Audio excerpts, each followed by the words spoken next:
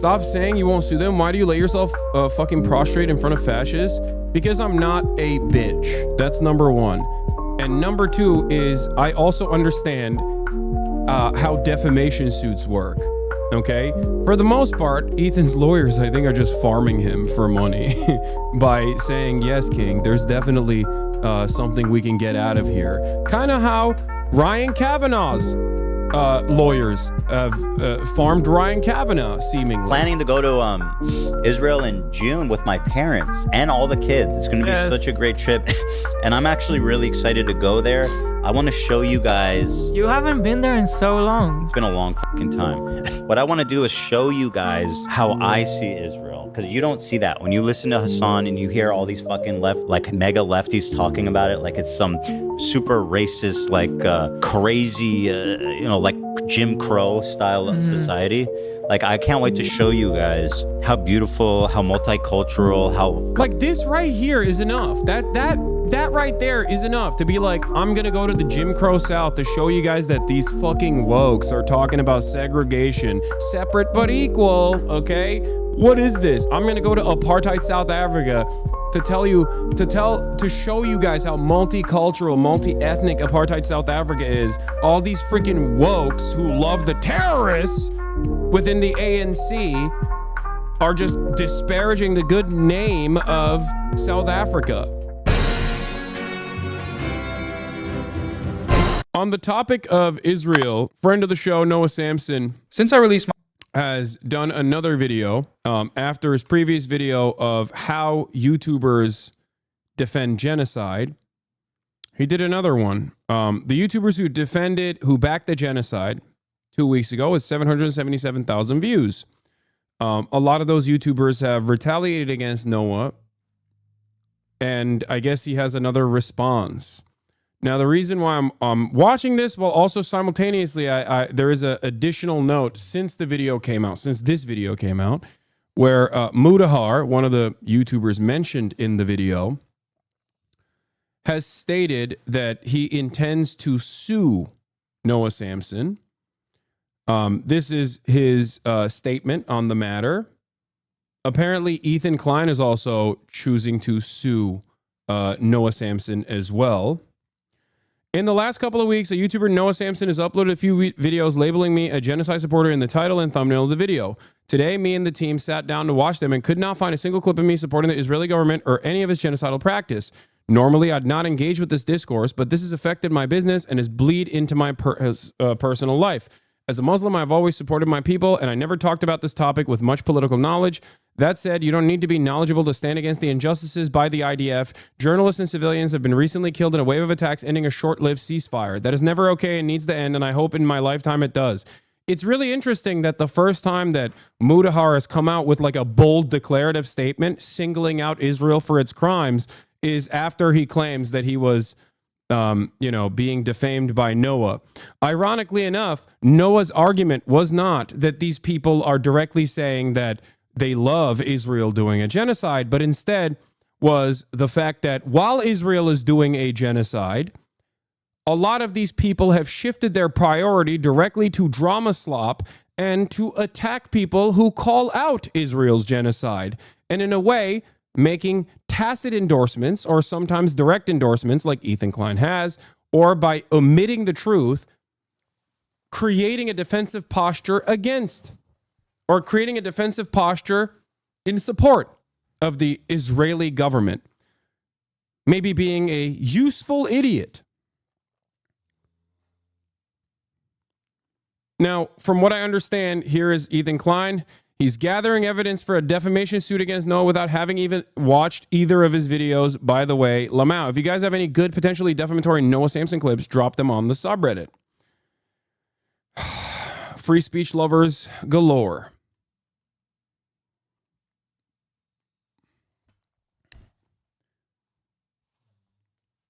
Their bar is advocate rather than understanding what manufacturing consent means. Yeah.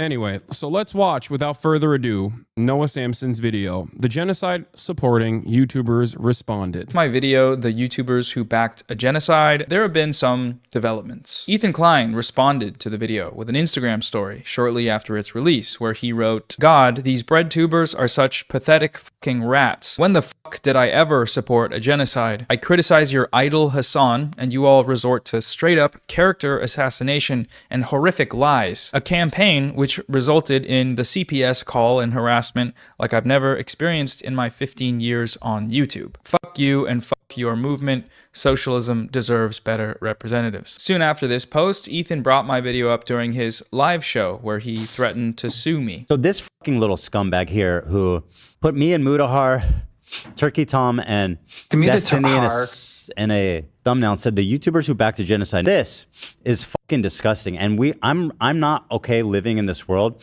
where these little fucking punk ass scumbags can just say this shit and get away with it.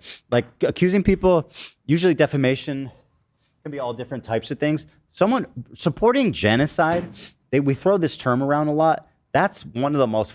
I mean, can you say something more fucked up about somebody than that? Sounds pretty defamatory. Yeah, I think there's a very simple solution to this, right? There's a genocide that is ongoing. If your criticisms during that process is entirely about people who call out this genocide, consistently smearing them as anti-Semites, lying about them over and over again, at a time when the Trump administration also is actively going after people who do criticize people who, Trump administration is actively going after people who do criticize the Israeli government, even deporting them, then yeah, it seems like you're not pro-Palestine at all. It seems like you are running cover. You are playing either inadvertently or directly the role of a soldier in the disinformation war in the Western world against Israel. If the amount of times that you have spoken out against Israel for the heinous, barbaric war crimes that it engages in on a regular basis is much, much, much more limited than the times that you have criticized those who speak out against such atrocities, then you probably aren't the number one advocate for Israel. I mean, no, the number one advocate for Palestinians. Sorry. And again, I'm not taking any prisoners. If my attorney thinks there's anything in here, if he thinks that there's like a decent shot of defamation, I'm suing this fucking piece of shit. Yeah. This person has consistently called me a terrorist, an anti-Semite, and a million different things. Like turning around and being like, I'm now going to create a frivolous defamation lawsuit against another YouTuber because I don't like that they recognized all of this and made a YouTube video about it is so funny. Like the hypocrisy is so glaringly obvious. This dude straight up made a context nuke with clips directly cut out of context in an effort to smear myself and others as well for speaking out against Israel. And now he wants to do a fucking shitty defamation suit on a video that he himself did not watch. Because if he had watched that suit, if he had actually watched Noah's video, he would understand the point. It's a little scumbag. So he is threatening to sue me for defamation on the grounds that accusing someone of supporting genocide is messed up. I can think of something even more messed up than accusing someone of supporting genocide, which is, actually supporting genocide. I can't imagine that it's pleasant to be confronted with the idea that you might be supporting a genocide, so the instinct here to deflect and deny without even offering any sort of actual defense against the points is an entirely predictable response. This is how the liberal media Also, I do want to say this is a classic conservative move. Like, I'm more offended that you're calling me a racist than the actual act of racism that I engaged in and entertain. It's the same shit. That's exactly what's going on here. Oh, dude, what? You called me a racist? How dare you? That's what it is. I think the funniest thing is that you have real grounds for defamation. No, dude. And Ethan knows that he doesn't have real grounds for defamation against Noah either. Okay? Public figures suing one another for defamation is kind of idiotic. I have grounds to sue Destiny and Ethan for defamation. I would never do that in a million years. Okay? Part of the reason why I would never do that in a million years is because what kind of financial damages can I fucking point to? Like, the context nuke flopped just because someone defames you. Like, that's one of the aspects here is just like what are you supposed to do? What are you supposed to do? Since his context nuke didn't fucking work, he's been brigading everything that I've that I've been a part of, literally calling out journalists that have interviewed me even before the video came out, constantly telling people like, how do you engage in talks with a person who is like a rape denialist or whatever. I don't know, just like ridiculous shit over and over again. Stop saying you won't sue them. Why do you lay yourself fucking prostrate in front of fascists? Because I'm not a bitch. That's number one. And number two is I also understand how defamation suits work. Okay? For the most part, Ethan's lawyers, I think, are just farming him for money by saying, yes, King, there's definitely something we can get out of here. Kind of how Ryan Kavanaugh's lawyers have farmed Ryan Kavanaugh, seemingly. Law student here, the Supreme Court set a very high standard for defamation suits against public figures on matters of public concern. You would have to prove that no statements were made with knowledge of their falsity or reckless disregard for the truth. This actual malice standard is a very high threshold to meet. Yes, law student here is correct. The actual malice standard is a very high threshold to meet, and so any lawsuit is definitely meritless. There also needs to be like what are the material damages that you can show in that situation? You know what I mean?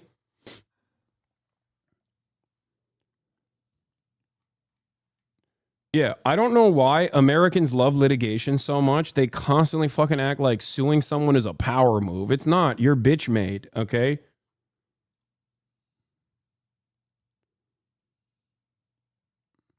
Trash Day's not inviting you back. Oxbridge Talk's not coming out. At least a loss of business. Is it a stretch?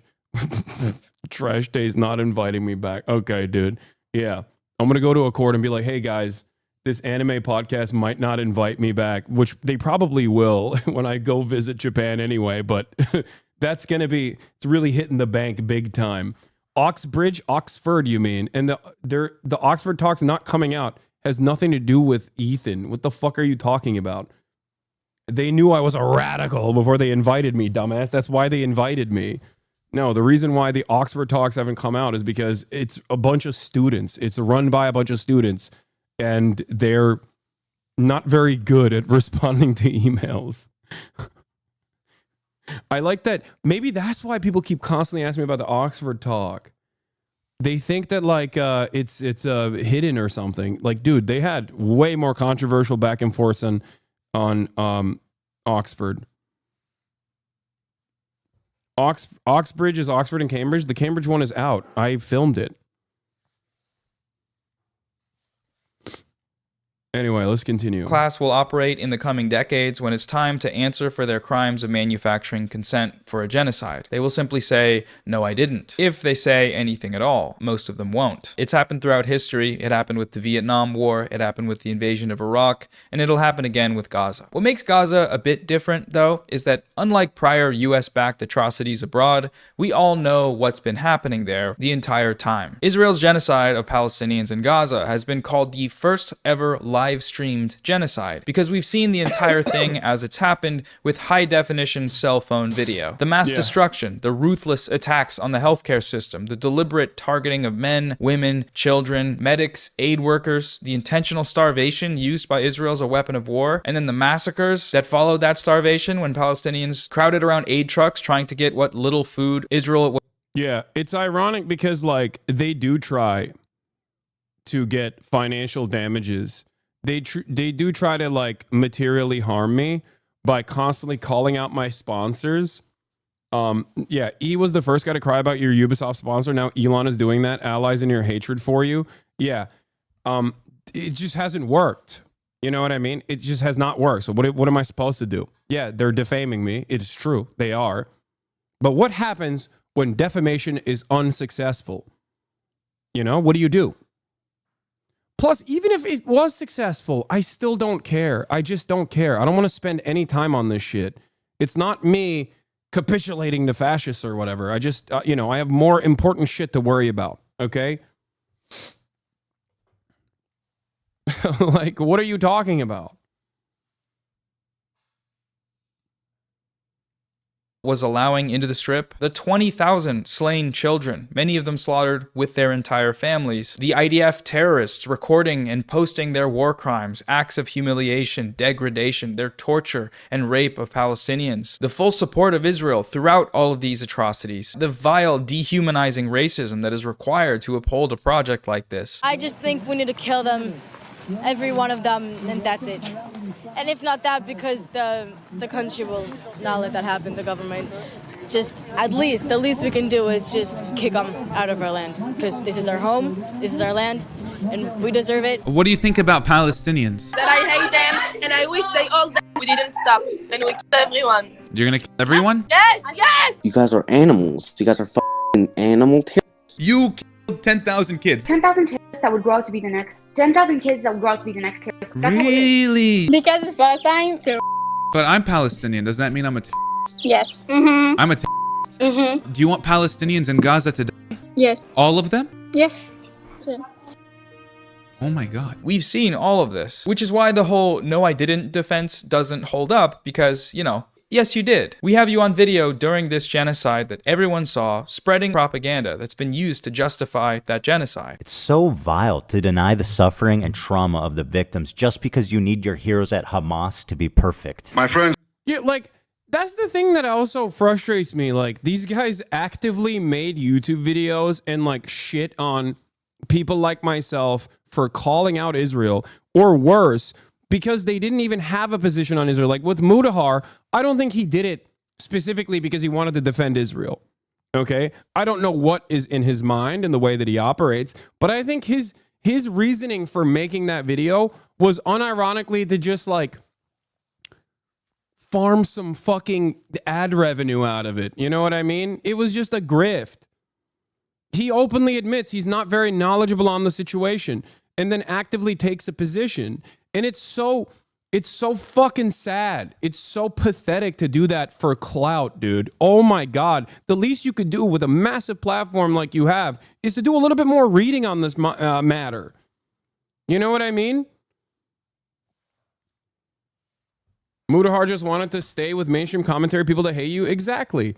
They're all in the fucking group chats with one another alongside Keemstar. They all did that. Like they all actively have done this. All right, let's continue.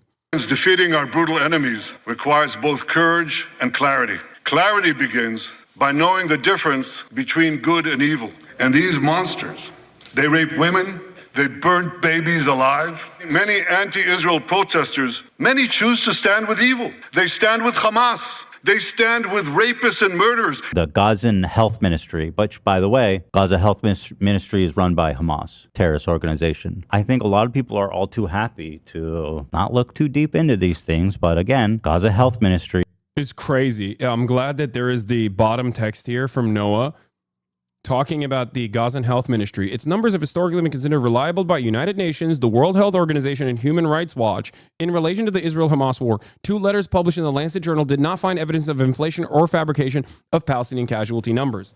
We've talked about this quite a bit at the time when Joe Biden went forward with this gross, egregious, genocide denialist lie. Oh, it's the Hamas Health Ministry. I don't trust their numbers, said the American president at a time when Israel was doing a genocide. After that, every media outlet changed the way that they covered it. They kept repeating it over and over again. This was Israeli propaganda through and through, besmirching the otherwise completely accurate numbers, oftentimes, unironically, an undercount, as a matter of fact, by basically associating it like Hamas-run health ministry. We can't trust it. Okay? Now, what's interesting about this, what's incredibly frustrating about this, this thing that Ethan is going along with, by the way, what's insane about it is that every single party, including the American State Department and the Israeli government, use the Hamas-run health ministry numbers. They always have, and they continue to do so to this day.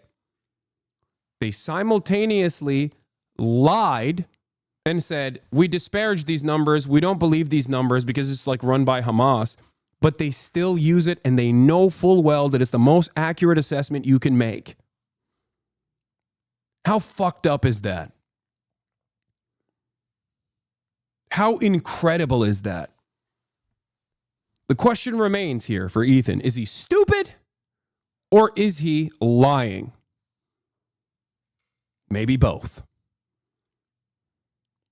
Is Hamas. There was more Jews displaced than Palestinians during the Nakba. We have you on video attacking and delegitimizing the only groups in the world militarily resisting that genocide, with arguments plucked directly from the US State Department, the #1 material supporter of the genocide. Terrorist groups. We have you on video attacking and delegitimizing the most prominent media figures in the YouTube space who have been advocating against the genocide and breaking down the propaganda used to justify it. Hasan loves all terrorists. We have you on video running defense for the primary architects of the genocide. Just the other day, Bibi fired a really good guy that a lot of people are pissed about, and he fired him because they had a disagreement, and that's like so Trump coded. He was like a moderating voice in the war room. Yeah.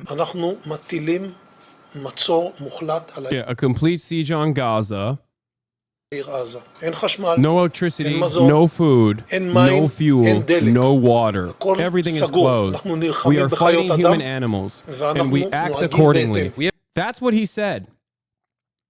And then he launched a genocide on the Palestinian population as the defense minister. Ironically enough, that statement, alongside many other actions that Yoav Gallant took, led him to be on the arrest warrant by the International Criminal Court. The International Criminal Court's arrest warrant also names him as a war criminal, alongside Benjamin Netanyahu. We have you on video attempting to portray the perpetrator of that genocide as some kind of beautiful, free, diverse, democratic state. We're planning to go to Israel in June with my parents and all the kids. It's going to be such a great trip. And I'm actually really excited to go there. I want to show you guys. You haven't been there in so long. It's been a long fucking time.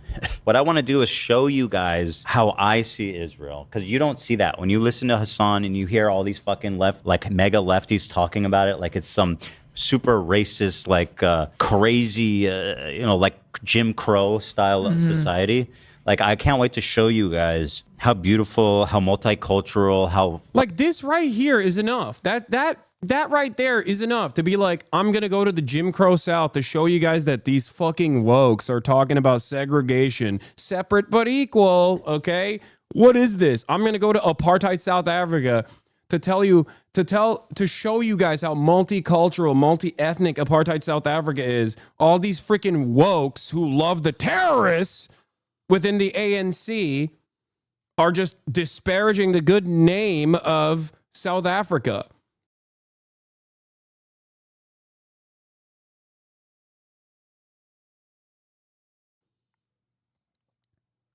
It's crazy, dude. What do you mean? You're just straightforwardly doing fucking propaganda here for an apartheid state that is currently conducting a genocide, like your goddamn Michael Rappaport. Like free it feels for people, or just it's a beautiful place. It is. It's one of the most diverse places I've ever been. These people all seem to believe that in order for someone to back a genocide... It's ironic because he lived in Israel, and from what I understand, he fucking hated it. That's why he moved back to America. He was like, this place fucking sucks. Post October 7, though, now he's like, no, I love Israel. It's actually multicultural. It's fucking amazing. They need to like look into the camera and say, I support genocide. I think it's good. More of that, please. And while we do have examples of certain parties to the conflict here doing just that, like Destiny and Asmongold, I'm not going to cry a fucking river when people who have genocide that's baked into their laws are getting genocided. I don't give a fuck. They're terrible people. I'm pro-genocide. Like, it sounds really shitty, but like, I think that Israel should just draw up its fucking borders about where it is now, and basically Palestinians can go live in another place. The most common and effective way to back a genocide doesn't look like that. Mainstream Western outlets don't say those Palestinian kids deserve to be killed. No, they say that some kids died when bombs dropped, that Israel says it was dropping on Hamas, which is a US designated terrorist organization. The mainstream Western media doesn't say that there are no innocent civilians in Gaza. They simply quote the death tolls as being reported by the Hamas, aka terrorist-run health ministry, and then report uncritically the IDF saying that most of them are soldiers actually, and soldiers are terrorists by the way, so who's to say what's actually true? The mainstream Western media doesn't say that Yemeni children deserve to die because they're all Houthi terrorists. They simply cite the Houthi-run health ministry, aka terrorist-run health ministry. So when the US and Saudi Arabia kill those children, it's a sad event and the overall morally righteous fight against terrorists. Terrorism is bad, remember, and terrorists are the bad guys. So if some kids died while they were going after terrorists, you know, I guess that's just war. We saw the same response of no I didn't from Mutahar of the large YouTube channel Some Ordinary Gamers. When Hasan Piker shared my video on his Instagram story, Mutahar responded to this post writing, I get watching other people's videos is all you're really good at, but try vetting out slander before promoting. I have never defended... Which is ironic because, like, he's literally slandering me in that process. Like, the notion that I only watch other people's YouTube videos is such a fucking stupid one, especially because every single week I'm either interviewing another journalist, an activist, including the guys that just won an Oscar for No Other Land, or fucking Bernie Sanders and AOC at their rally. Like, these people don't care about anything. That's what's so frustrating about it. Like, you're a fucking slop tuber. Just stick to Linus the Linux videos, okay? That's all you got to do. I don't know why you have to, like, enter this territory and then establish your flag as a guy who just, like, hates this fucking Hasan dude. It doesn't make any sense. Dude who's too lazy to fucking take a shower and, like, clean his goddamn t-shirt in his fucking videos. Dude who's too lazy to do any research whatsoever before he just goes, you don't do anything else. I said Linus, sorry. I meant Linux.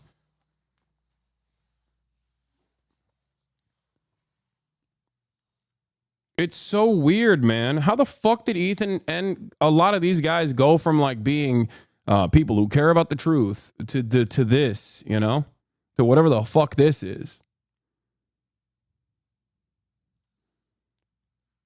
Or backed the Israeli genocide on innocent Gazans, never will I ever. Following this, there was a bit of a back and forth. Hasan responded to Mutahar on Twitter, writing, in your only video on Gaza, you admit to not knowing about politics, you try to cover Israel-Palestine as drama slop for a centrist audience, you defend Asmongold for his inferior cultures and genocide comment, then attack pro-Palestinian voices. Mutahar wrote back, yes, I do admit to not being an expert on the topic. I didn't cover it as a drama since it isn't one. Serious situations with dead people and attacks happening every day. I just don't downplay rapes and sugarcoat violent organizations like you. Also didn't defend Asman in vid. Later, Hasan wrote, we were a year into the genocide here. This was your only video on the topic. It downplayed and ran defense for Asmongold's takes, while the bulk of your commentary revolved around how evil the pro-Palestinian streamers were from clips you compiled off of Snark Reddits. Mutahar's final response was, it's almost as if the bulk of the commentary matched what the video was titled and centered about, Twitch allowing violent and unfiltered rhetoric from your camp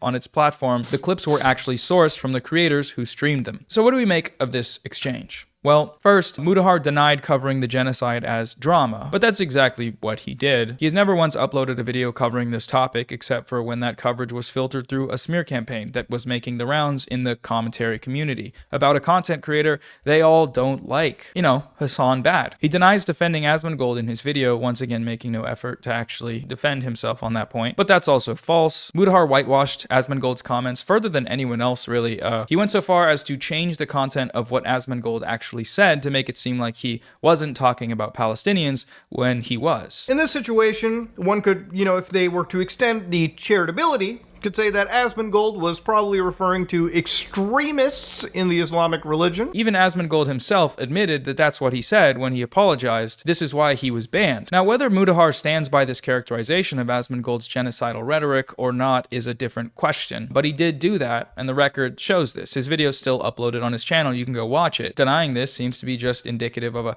lack of reflection on his part. Entirely predictable, but worth noting nonetheless. I think a lot of these guys also don't care because they know their audience won't check them and then try to maintain any sort of accountability for false statements. We are now officially living in the post-truth universe. I know it sounds kind of libbed up and silly whenever I say this, but it quite literally is the case. Nobody cares. No one fucking cares about what the truth is. That's precisely the reason why so many people come in here and will hear me advocate for certain things and refuse to listen to my advocacy and still operate on the basis of like what motivated them to come here because they watched a smear video. Like, even when the truth is hitting them directly in the head, they still refuse to grasp it.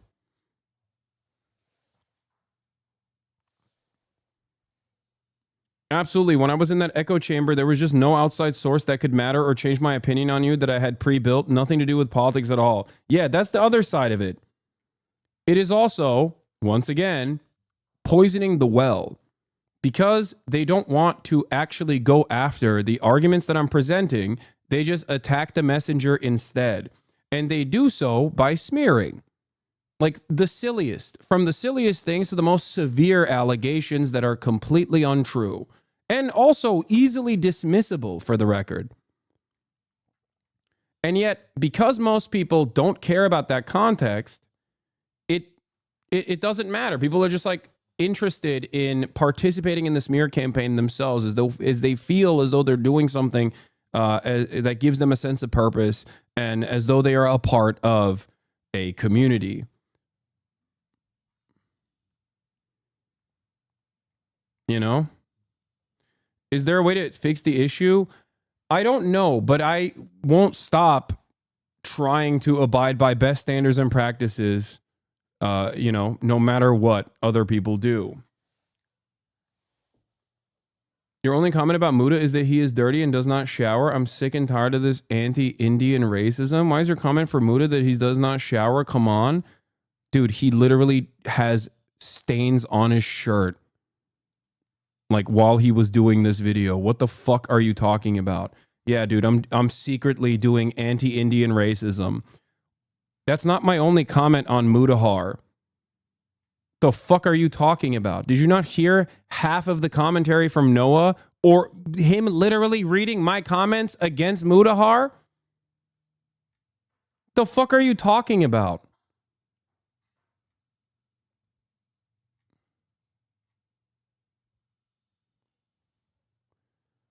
This is unironically the example, the example that I was maintaining, like right here. This is it. Guy comes in, doesn't hear a fucking thing I said, immediately grabs on to something and just basically fucking angles it in the most cynical way possible.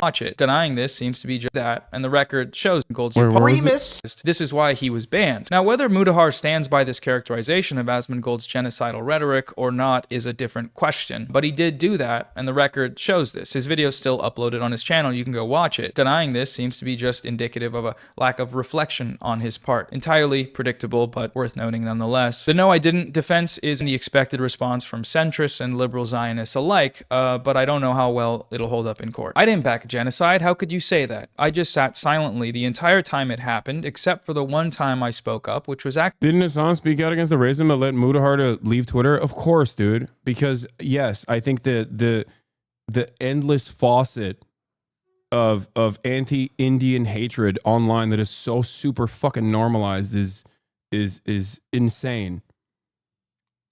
actually to attack pro-Palestine activists with bad faith smears that originate from a community of openly genocidal Zionists. I'm pro-genocide. They're terrible people. Best of luck to you in your legal endeavors should you pursue them. I don't know how well that'll hold up, but have fun, I guess. In his last tweet, Mutahar seems to deny his participation in the smear campaign, writing, "The clips were sourced from the creators who streamed them." This is false. Mutahar did not source these clips from Hasan's stream. He sourced these clips directly from the smear website. He cited the website out loud and said, "Go check it out, guys." There's a website known as DanClancySucks.com. That was yeah. This was also insane, insane. Like he highlighted the fucking shitty ass like smear campaign website. Like how do you, oh God, how do you fucking live with yourself, dude? Well, so gross. Of some of the most popular streamers on the site. One of the most popular political streamer, Hasan Piker. As we went over, this website is a compilation of out-of-context clips and arguments attacking pro-Palestine creators that openly embraces the support of genocidal Zionist organizations like the ADL and genocidal Zionist politicians like... Yeah, also, if you don't know anything about anything, like the Amsterdam quote-unquote pogroms, right? Virtually everyone, including people that were there at the time, including media outlets that ran with the pogrom happening, the anti-Jewish pogroms that were happening, went back and corrected the record because it was a fucking lie. They even literally used footage from an on-the-ground reporter that showed that it was actually the Maccabi football hooligans from Israel that were fighting against the locals there. They were like hunting down locals, and they genuinely presented it as though the situation was the exact opposite. It was that it was actually the local Muslims that were hunting down Jews, right? If you don't know the context of that and you just literally look at this and you listen to the ADL and you go, oh, when one of the largest streamers on Twitch, Hasan Piker, spends the hours after the Amsterdam pogrom minimizing his harm without consequence, it's clear the platform still has far to go. That's it. You're like, oh, I guess this guy's bad. He's a fucking anti-Semite, I guess. That's why so many of the people that fucking come in here and agitate at the behest of these other dumbasses are doing... Sometimes they're fucking pro-Palestinian, literally, but they just are oblivious. They don't know enough.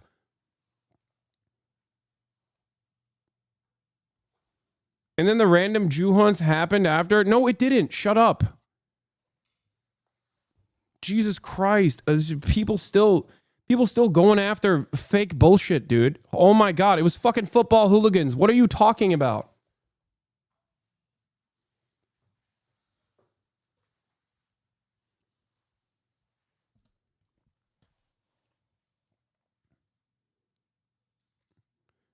No, the other on-the-ground reporter was a 16-year-old Nordic kid. That's not who I'm talking about. There was like a photojournalist there who was filming the events, and they literally ripped her fucking video to be like to say the exact opposite of what she shot.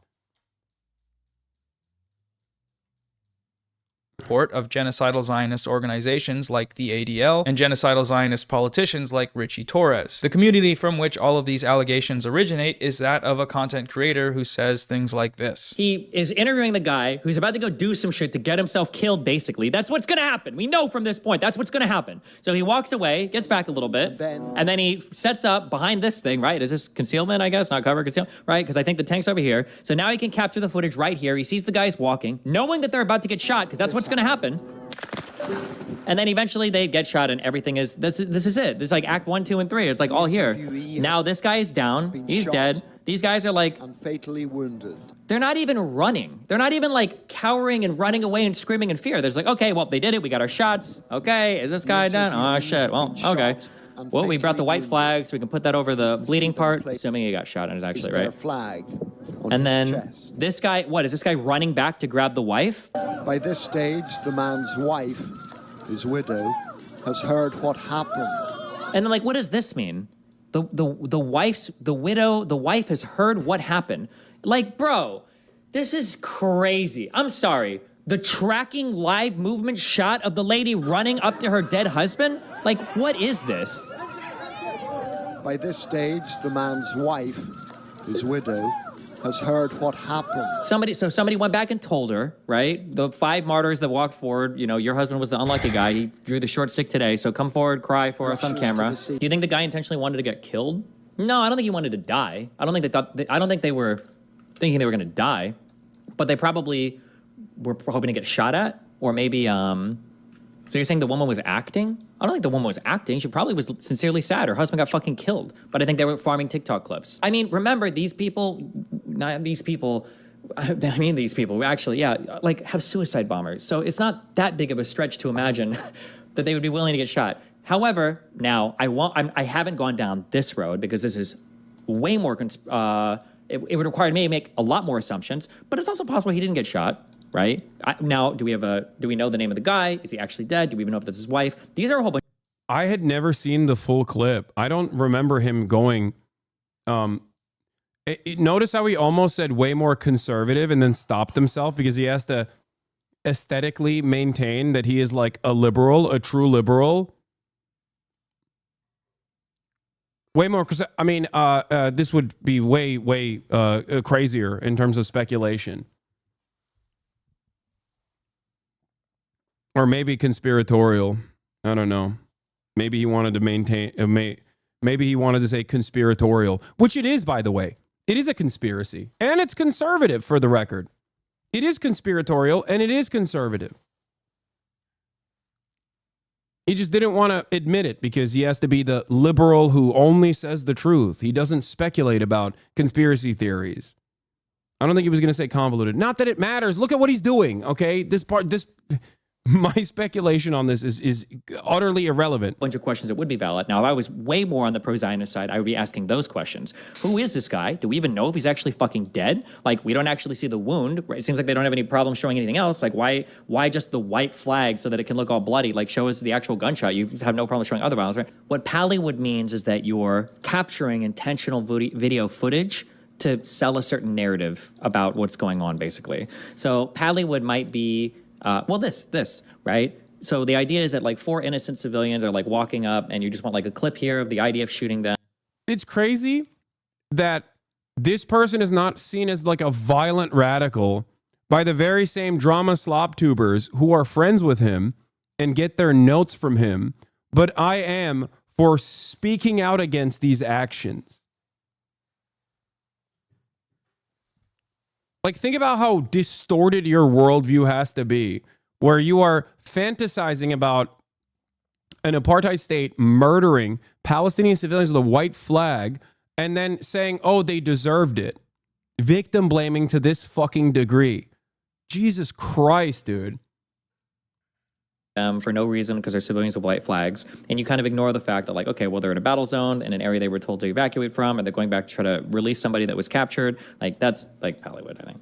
You're essentially provoking the enemy to take what is largely a justified action and then trying to say that it's like indiscriminate civilian killing. It's like a setup. It's not fake, but they're doing it to themselves. Speaking of that guy, Destiny, the genocidal Zionist sex criminal video game streamer, he also had a crack at responding to my video where he made some interesting points. Destiny criticized my characterization of the 2018 Gaza border protests as being overwhelmingly peaceful by citing instances of violent actions that protesters took part in during the 2018 border protests, or the Great March of Return, which were recognized by human rights organizations as being overwhelmingly peaceful. Overwhelmingly peaceful. Just as a quick thing, because people love to talk about the Great March of Return, the Peaceful March of Return. All of this is like the peaceful Great March. Dude, how are you not recognizing this is the same shit that, like, liberal, by the way, saying the same shit about the Palestinian marches about that people say about Black Lives Matter. Doors open. Doors open. Sorry. March of Return. Remember this, okay? This is all the peaceful Great March of Return. Now, when I used the word overwhelmingly in my video... He says this about Black Lives Matter too. I mean, he is a Kyle Rittenhouse defender, to be fair, so yeah, he does. I used it as the word is meant to be used, which is to mean overwhelmingly, which means what the word means, which is to a very great degree or with a great majority. Overwhelmingly. Some instances of violence during these protests do not contradict my use of this word. The protests were overwhelmingly nonviolent, which is exactly what the UN report found. The protest camps set up along the fence can make you do a double take. In parts, they look like a community festival, a carnival, a fair, like a distant cousin to Burning Man. Women prepare falafel sandwiches. Barbers give haircuts and trim beards. Lip syncers and dancers perform in the shade. Actors ham it up playing cruel Israeli soldiers. Families come with their children.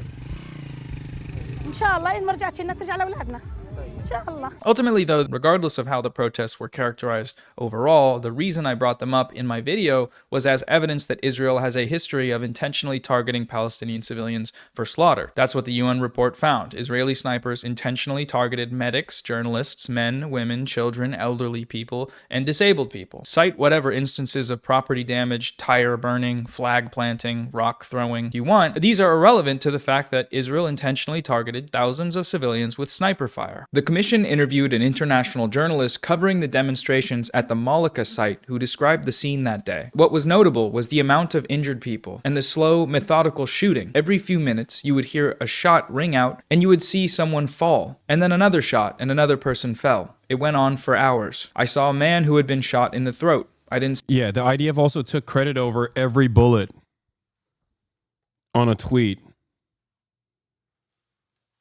I don't take this as an offense, hopefully, but what happened that you and D grew apart? Did you at one point realize that his worldview was messed up, or did he turn on you once you had more success? Like, what's the story here?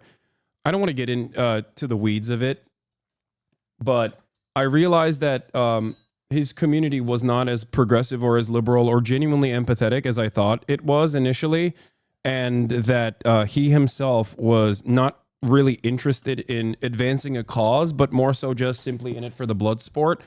And yes, in the same time frame, I was also growing as a content creator and had actually eclipsed him, and he can't stand that. He literally needs his orbiters in his mind, okay, people that he has a very transactional approach to constantly be by his side. And there are logs to prove this point. This is not speculation. There are logs all the way back from, like, I think 2018 or 2019, not 2018, sorry, 2019, talking about how frustrated he was that, I had more exposure than he did. I never really cared about or thought about it like that. I think it's, like, really fucking sad that this was the primary motivator for him. But, I mean, he has voluntarily revealed that he has no interest in anything really other than elevating his own personal status and like winning arguments and shit like that. So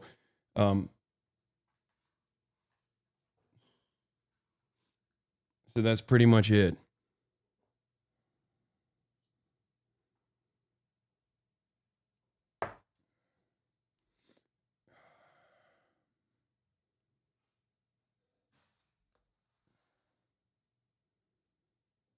See it happen, but I saw the immediate aftermath. He was covered in blood. I saw a man who had been shot in the head. There was a constant stream of bloody bodies being carried back towards the ambulances. It was surreal and endless. It became almost normal. It was happening so often. A shot, a person falling, people carrying the body away. The number of wounded was astonishing. I couldn't say how many people I saw who were shot because it was so high. I have covered wars in Syria, Yemen, Libya, and I've never seen anything like this. The slow, methodical shooting. It was just shocking. Presenting this fact is only a one-sided history if you think intentional civilian targeting is somehow warranted due to other unrelated instances of violence, which definitionally cannot be true. This is, of course, if we're taking international law into account, but Destiny's a Zionist, so that's not high on his priority list. I'm pro-genocide. Destiny has had similar Israel glazing-induced English language difficulties in the past. He had this same response when Norman Finkelstein brought up the 2018 border protests in the Lex Friedman Israel-Palestine debate early last year. In 2018,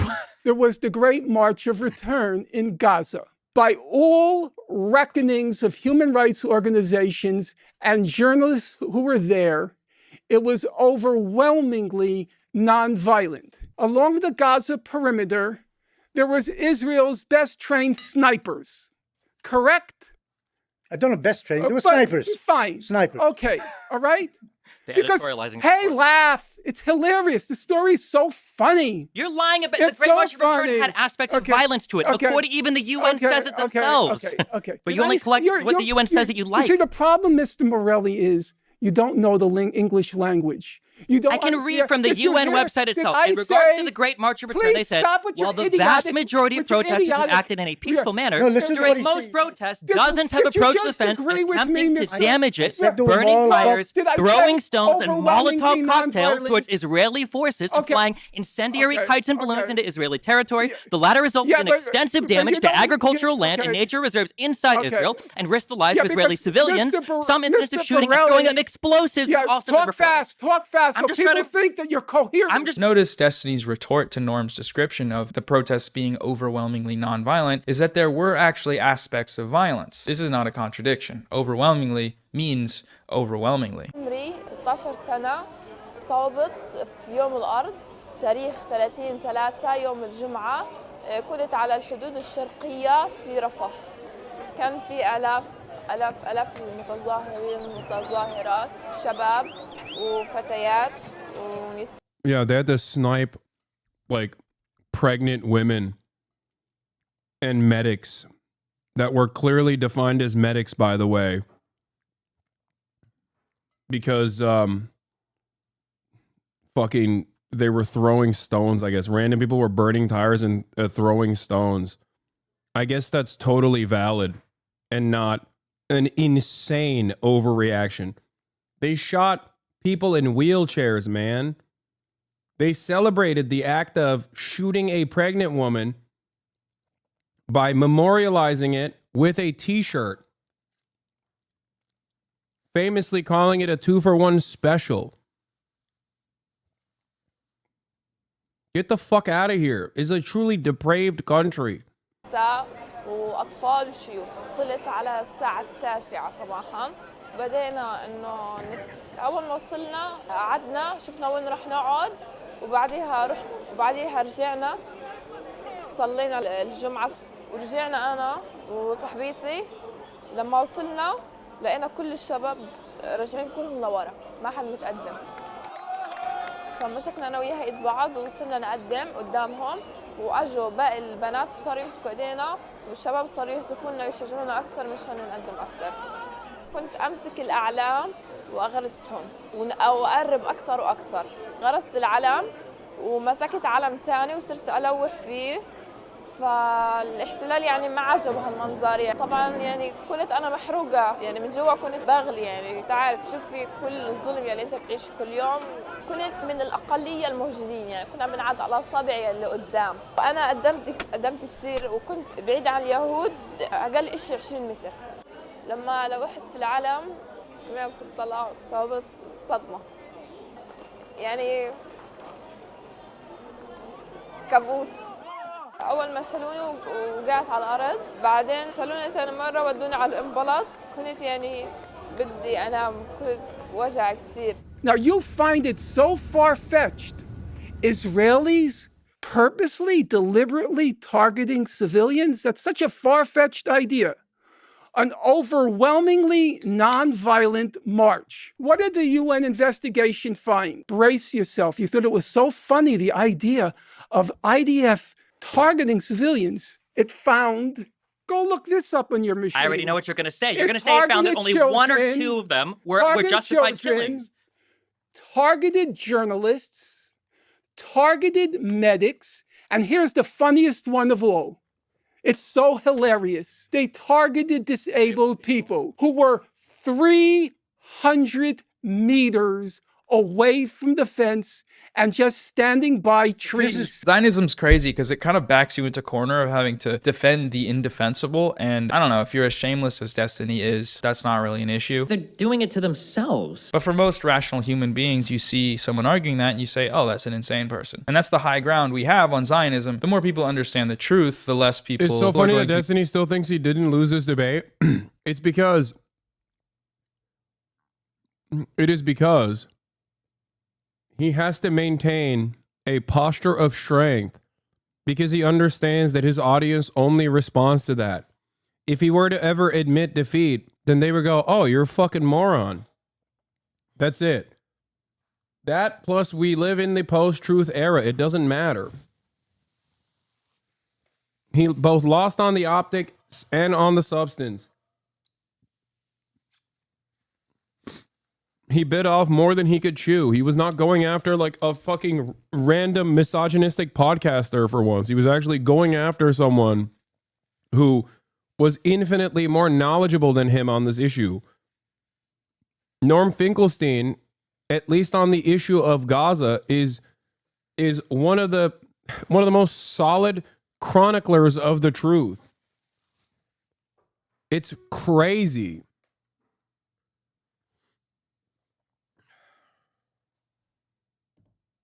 How come Norm doesn't fuck with you anymore? What are you talking about? There's no planet where he didn't fuck with me. He doesn't even know who I am. I live on the internet. He does not. He doesn't even have a phone. He has a landline.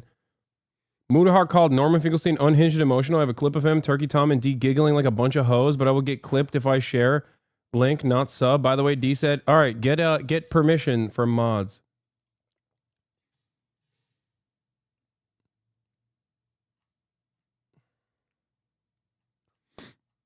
And they, you can link it then. Yeah, you just got a permission. You can link the clip if you want now.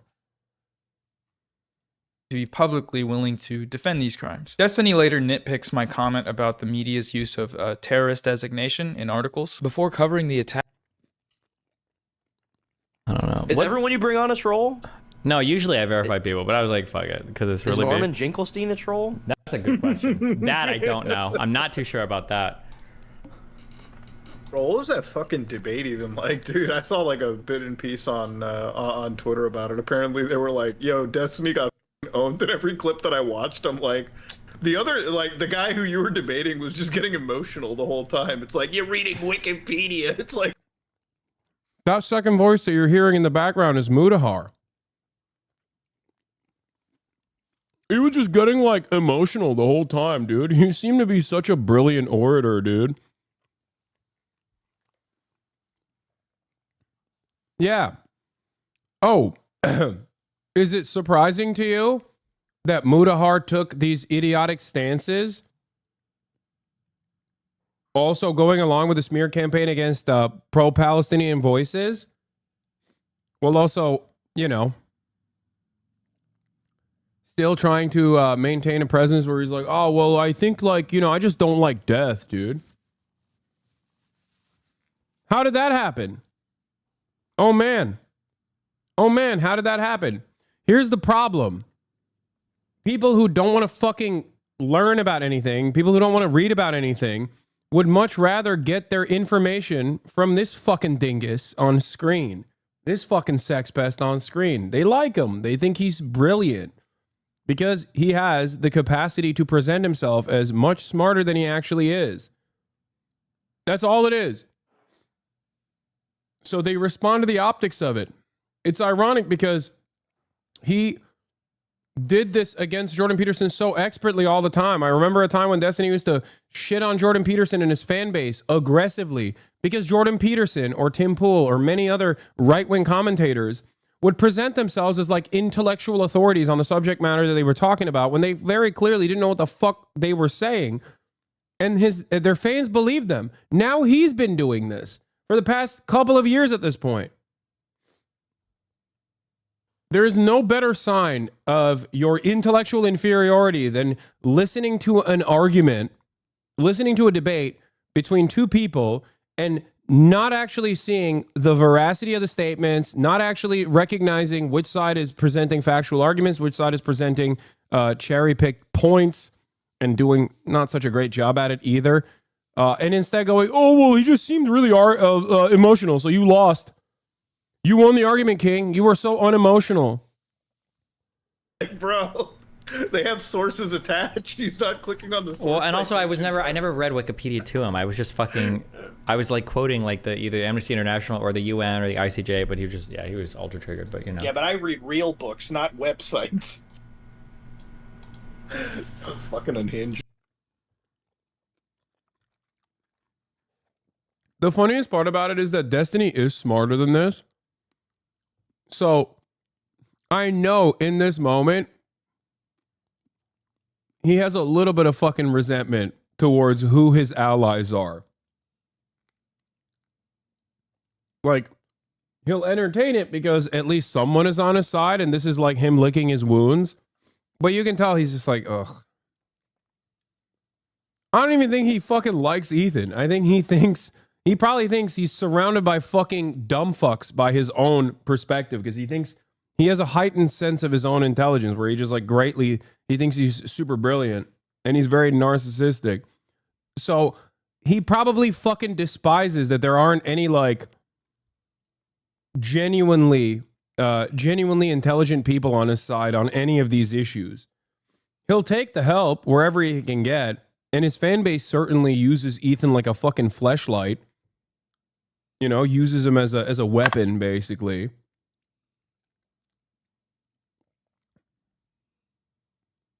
But you know, deep down inside, he's like, ugh. Dude. Look at his face.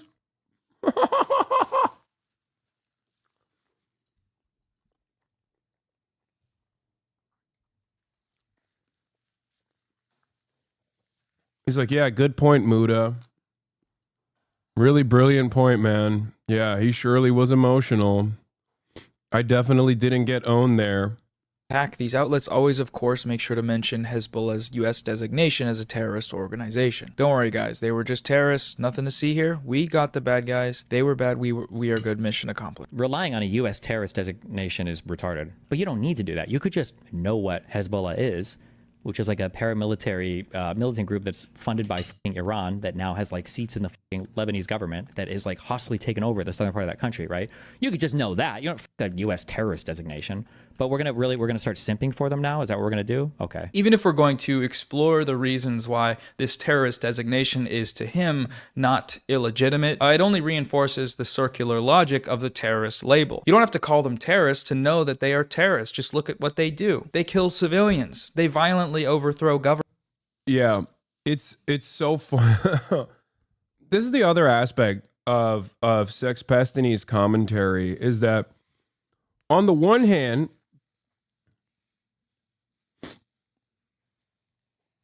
he tries to present himself as this like incredible debater. A lot of why the audience thinks he's a brilliant debater is because he is a skilled orator, okay? He is not necessarily intelligent or knowledgeable on the matter. He's just very good at rhetoric and trapping people into and pinning them down into a rhetorical corner, oftentimes with the heavy utilization of logical fallacies that he tries to rationalize with a lot of confidence backing him, a lot of unearned confidence, really. But it's so funny. It's so funny when you are more knowledgeable on an issue and you listen to him talk. You're like, oh, I know what you're doing here. You don't know what the fuck you're talking about. You're just manipulating the conversation to an area of pre-couched statements that you developed ahead of time. It's a rhetorical trap. And when the interlocutor knows better and doesn't fall into that trap, he just tries to like yell at them. The famous example of that is obviously the Michael from Pennsylvania argument that he had over was it buy, borrow, die? Like, it's so obvious that he's in the wrong, and in the wrong because he's not knowledgeable on the issue, but he just tries to aesthetically win the conversation by yelling at the other person. Your prop clipping? What is that? What? Yeah, oh, so stock buybacks, yeah.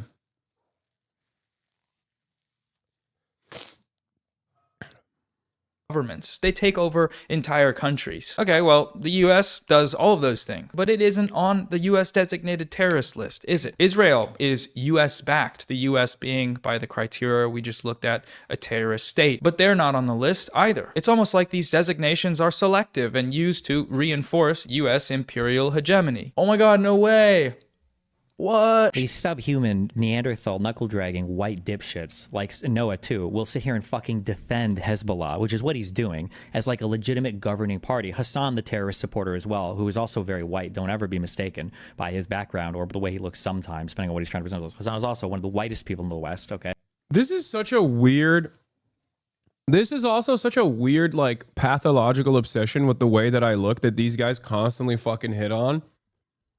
There's never been a moment where I haven't said that I'm white. Like, I will always say that I'm white. But depending on which side of the argument that you're on that suits your purpose better, these guys will literally call me a fucking brown Islamist, fundamentalist terrorist, or a white guy who's out of touch. It literally always changes. They are the ones who change the dynamic, and then they act like I'm the one who's changing the dynamic.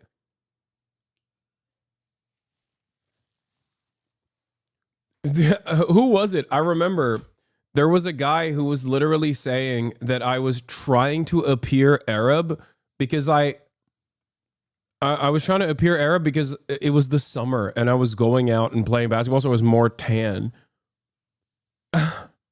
One of his fucking dumbass fans was like, "Oh, look at you trying to look like an Arab, dude."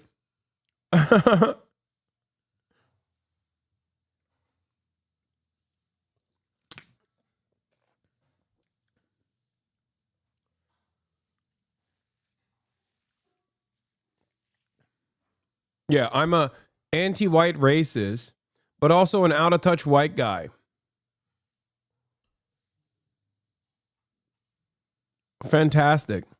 Okay. One of the whitest people in the West. He's one of the whitest people in the West, folks. You've never seen a whiter guy than this Hasan guy. Ultimately, we don't need to take people like Destiny seriously. Zionists criticizing Hezbollah is not doing so in good faith. Obviously, he is a Zionist. He supports the genocidal Israeli regime and opposes resistance to it, which is what Hezbollah is. The group exists as a response to Israel's repeated colonial killing sprees in Lebanon, which are not terrorism, apparently, because Israel's the good guys. So he's not a person we need to take seriously in any of these conversations on what needs to be done. That's the sort of criticism trap here on YouTube. You know, a guy who isn't a part of your movement criticizing your movement. I don't like having to even bring him up. I honestly just like that white boy's clips. I thought it was funny. One of the whitest people in the West. Subhuman, Neanderthal, knuckle-dragging, white dipshits. So I'll look at some more of this stuff in future video responses. I'm going to split them up point by point and see if we can dive a little deeper into these topics. I think that has potential to be worth it, but we'll see. Today, though, I want to look at just a few of the common arguments I saw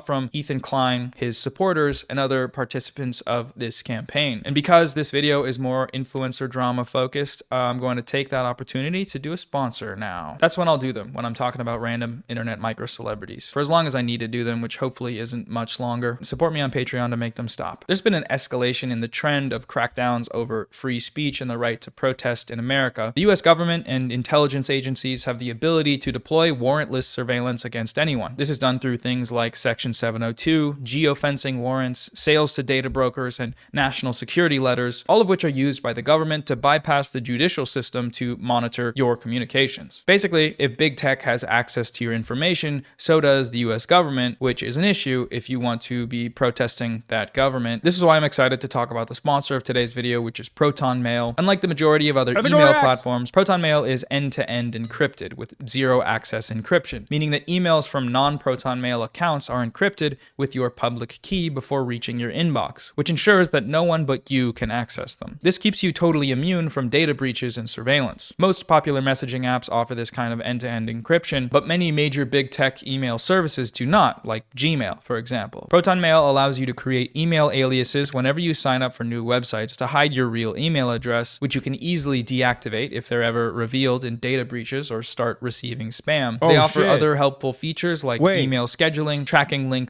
Ethical Reacts also, before I forget, you can subscribe to the Hasanabi broadcast in order to help me maintain my editorial independence, and I won't burp into the microphone any longer. I keep forgetting to do call outs. That's right. You can subscribe for $6 or for free with a Twitch Prime. Sex Taver, thank you.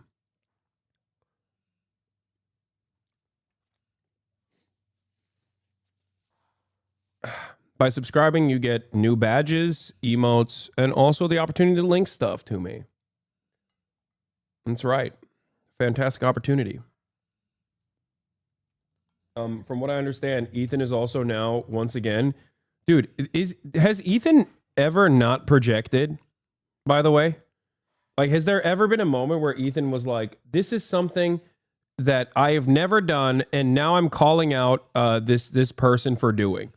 Has that ever happened? It's ironic because if he went after, like, I don't know, fucking Destiny for sex crimes or whatever, he could technically say that, right? He could technically be like, well, I've never shared nude, like, revenge porn with other random, like, Discord groypers that I want to fuck, right? Like, he could just so easily actually criticize someone without directly being in the crosshairs. And instead, in this instance, he's now, I think, yelling at Noah for having a sponsor on this, when in fact, ironically enough, his fucking context nuke was also sponsored.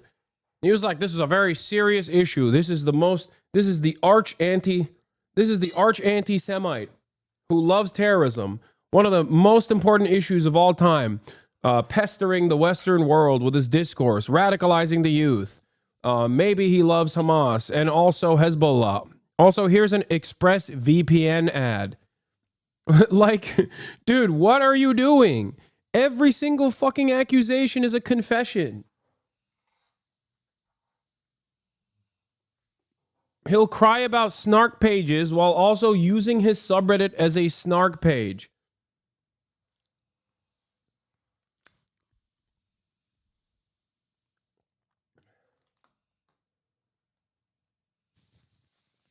This is why it's like pretty funny whenever I do like a fraction. Whenever I respond with a fraction of the smoke that he has had for me for the past half of a year, he loses his goddamn mind. He's like, I'm going to sue every human being on the planet. I'm going to go chain myself to the headquarters of YouTube because people are being mean to me on YouTube now. I'm going to chain myself to the fucking Reddit headquarters because my former fans hate me. Or yeah, that's the other thing. When he also says like, I'm obsessed. That's so funny. It's like, oh, this Hasan guy, he's so obsessed with me. It's like, dude, come on, please go one fucking stream. Go one goddamn stream without having my name on it. Okay. You try to desperately bring back the new fans that you've developed in your community that are only there for the toxic anti-Hasan rhetoric. So whenever you can't fucking go over 20K, you're like, no, guys, I promise, there's anti-Hasan stuff in here. I promise. Yeah, I see the titling and thumbnailing. It's all over fucking Twitter. It's all over fucking Reddit. Yeah. No, if I, it's a damned if you do, damned if you don't situation. Now, what's funny about it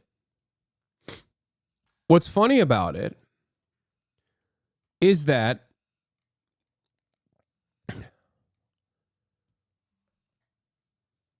I warned Ethan months ago where I was like, dude, if you keep doing the fuck Hasan button, you're just going to become like a incredibly toxic community of people that desperately want that. And you're going to shed away your actual loyal fan base slowly but surely because even they are not dedicated to hating me as much as you are. And then those other guys, in order to recultivate the fan base that you once had that care about the goofs and gaffs, you're going to move away from the anti-Hasan shit. And then you're going to lose the fucking new fans that came in just for the anti-Hasan shit. I said this months ago. I was like, listen, you're fucking up your own bag. You're fucking up your own content. Because the new fans that come in because of the crash out, they're not like real loyal fans. They, as a matter of fact, hate you. They don't care. They have hated you for a very long time, and they probably still hate you, but they love that you're attacking me. All the while, you're losing your fans who love you and constantly fucking criticizing them and acting like you want to dox them and shit. The moment that you now turn off the anti-Hasan commentary, those new guys are going to fucking leave. They're going to probably call you the R word again, like Destiny used to call you until he realized he could use you as a weapon. Blocking and inbox cleaning. Switching to Proton Mail is really easy. You can import past emails seamlessly and forward Gmail messages to your new Proton Mail address, or you can start fresh with a clean slate. It's up to you. Proton Mail has over 100 million users and is 100% funded by customer subscriptions, and all services are completely ad-free. They operate out of Switzerland, where they benefit from robust privacy laws. Proton got started with a public crowdfunding campaign and is owned by the Proton Foundation, which is a nonprofit dedicated to ensuring privacy and data protection. Sign up for free using my link at proton.me/Noah Samsen to protect your privacy and also support the channel. All right, back to the video now. In this Instagram story, Ethan asks the question, when did I ever support a genocide? When did we ever back a genocide? I'm sorry. When? Like, show me. I have an answer to that. Let's go over it once again. Ethan Klein was the primary signal booster for the smear campaign against pro-Palestine activists that was orchestrated by a group of openly genocidal Zionists during the active genocide of Palestinians in Gaza. Every point raised in his content nuke video was borrowed directly from Destiny and his community regarding Hasan's alleged terrorism support, his alleged anti-Semitism, and his alleged extremist views. Hasan uncritically interviewed this kid for about an hour. It was the most brazen display of disgusting terrorist propaganda that I have maybe ever seen in Western media. Okay, fine. He likes Hamas, he watches their propaganda, but he's not going to deny the violent rapes that took place. That is way beyond the pale. Ethan himself oh my God, he's just showed sources. Oh, he's sourcing it directly back to the subreddit. Once again, a subreddit that when we first started the Leftovers podcast, fucking despised him. A subreddit that actively called him the R slur. A subreddit that actively made fun of him, made fun of his wife, made fun of all of the employees, made fun of Teddy Fresh, everything. In ways that I have not, by the way. Like, people will say, oh, you make fun of Teddy Fresh? Like, yeah, sure, there's like some of the merch that I've made fun of. But the shit that these guys used to say about Ethan, and then only to turn around and act like they're massive fans of him, specifically because he became an anti-Hasan loyalist. And it's funny because I don't even think they still like him. They think he's stupid. They just like that he is constantly elevating the smears. It is hilarious. It's also kind of sad that he just doesn't recognize that.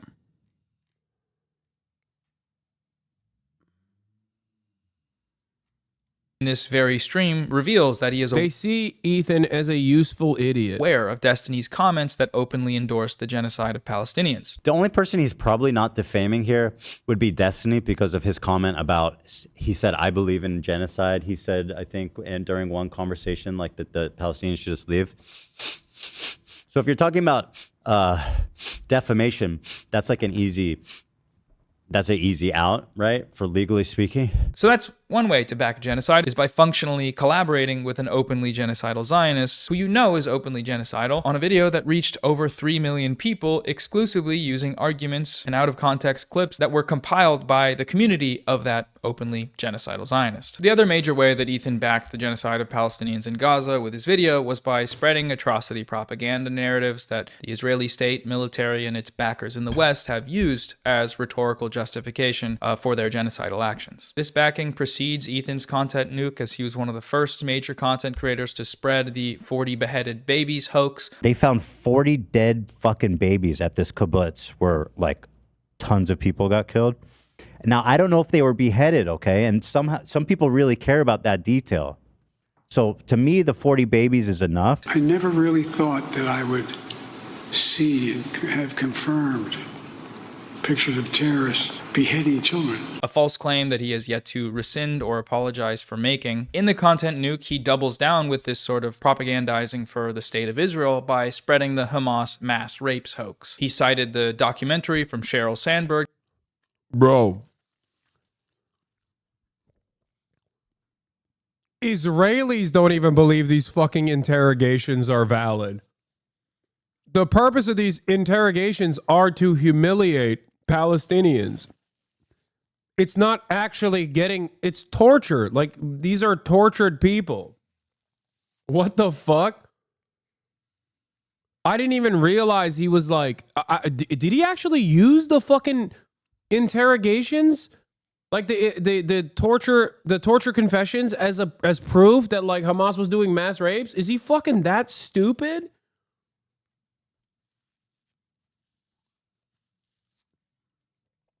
No, he did not. Oh, they're saying Sheryl Sandberg used them.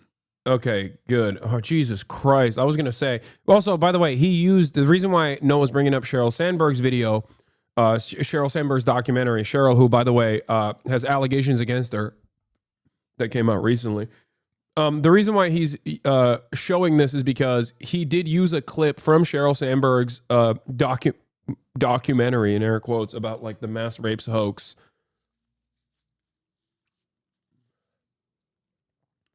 How was it found that they were confessions under duress? First of all, there is no confessions under torturous conditions anyway, but it's not a secret. Like there are no acting. There is no way to get actionable intelligence under torture. There's an entire fucking there's an entire conversation that I had recently about America doing torture in Guantanamo Bay and how they found zero actionable intelligence. That's number one, because people, when they're tortured, just fucking tell you what you want to hear. They just cop to it. But these guys, or these torturous confessions are specifically designed to repeat whatever the fucking Israeli narrative is at the time. Like, they would get them to say, yes, Hamas is just like ISIS, shit like that. I remember watching it at the time. And it is not a secret that Israel tortures Palestinians, including these guys. You can literally see that he's like fucking bloody and beaten up in the confession. Like, what are we talking about? They don't even try to hide that they're doing this. It's usually done, these interview confessions or these interrogation confessions under torture are just done simply to like elevate whatever the Israeli claim is and to have like Palestinian captives repeat those talking points. They've done this to children too, by the way, which is fucking insane. I remember covering it a while, like there's a very famous incident of a child who's like 14 years old in a similar situation. And they're just like making him say whatever the fuck they want. Relied on testimony made under duress in Israeli detainment centers and unverified claims from witnesses. Earlier this year, former Facebook executive Sheryl Sandberg produced a documentary that was screened at the White House and on Capitol Hill. Last year, Hamas committed horrific acts of sexual violence. Sheryl, I thank you for all your work to bring to light the horrors of this issue and for your film about what happened on October 7. The way that Sandberg proved her case, shockingly, was significantly through the use of coerced interrogation videos. The documentary, of course, won praise in the pages of the New York Times and is, to this day, sitting on the White House website. The White House website now says, quote, preventing and responding to conflict-related sexual violence is a top priority for President Biden and Vice President Harris. Since October 7th, President Biden, Vice President Harris, and our entire administration have consistently condemned Hamas' horrific sexual violence. On June 17th, the Vice President hosted an event at the White House, which included a panel discussion and remarks by advocates and survivors of CRSV from around the world, and a partial screening of Sheryl Sandberg's documentary, Screams Before Silence, on Hamas's sexual violence on October 7th. Now, Amnesty International, Human Rights Watch, B'Tselem, and Physicians for Human Rights Israel all rejected the use of hostage interrogation videos in the months after October 7th. What? No way. Another group of anti-Semitic charlatans, once again, saying Israel's usage of tortured confessions is not viable and actually, lo and behold, a direct violation of international human rights. Oh, they must be Hamas. They must be anti-Semitic. Isn't it strange how everyone is anti-Semitic? It's just crazy. The United Nations is anti-Semitic. Human Rights Watch is anti-Semitic. B'Tselem, the Israeli Human Rights Organization, is anti-Semitic.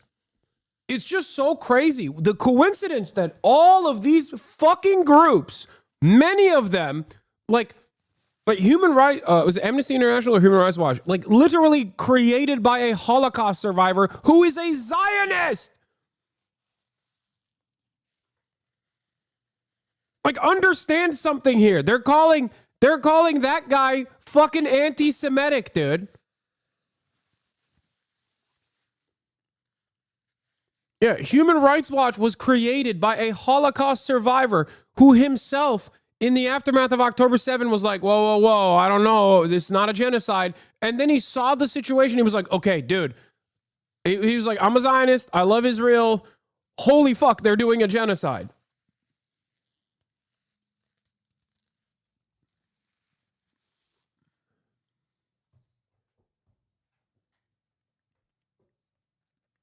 Oh. And most news outlets chose to reject their use as well, citing the likelihood the confessions were extracted by torture. Sheryl Sandberg, the White House, and Hamas have all gone a different direction. Now, my point about this propaganda claim seems to have been misconstrued by some viewers of my video. The claim in question is not that rapes occurred, rather that Hamas systematically weaponized sexual violence during the attacks. This was the claim spread by mainstream news outlets like the New York Times and used by the US government and the Israeli government as a pretext for blowing up occupied apartment buildings. It's interesting because what's really fucked up about this, especially because like they put me in the crosshairs on this issue, is that there was never a moment where I was like blanketly applying that no rapes had happened and you're just fucking wrong, right? Even to this day, I maintain the position that there is a likelihood that in times of conflict, especially when like criminal elements penetrate the security boundary of Gaza, like, or not criminal elements, but just like fucking random people that are not a part of a militia movement, there is a likelihood that it could have happened. It happens in times of conflict all the time. And having said that, Israel has been the only person, the only unit, the only organization that stood against justice for victims. Okay? They, one, undermined all the forensic evidence initially, and two, have never allowed any sort of independent investigation to be committed and to simply take their word on it without showing any evidence whatsoever. To this day, there's not a single piece of first-hand account, like real first-hand, reliable testimony. As a matter of fact, all the first-hand testimony that has been presented in the aftermath of October 7 and repeated in perpetuity were very quickly dismissed because people found out that these guys were just fucking lying.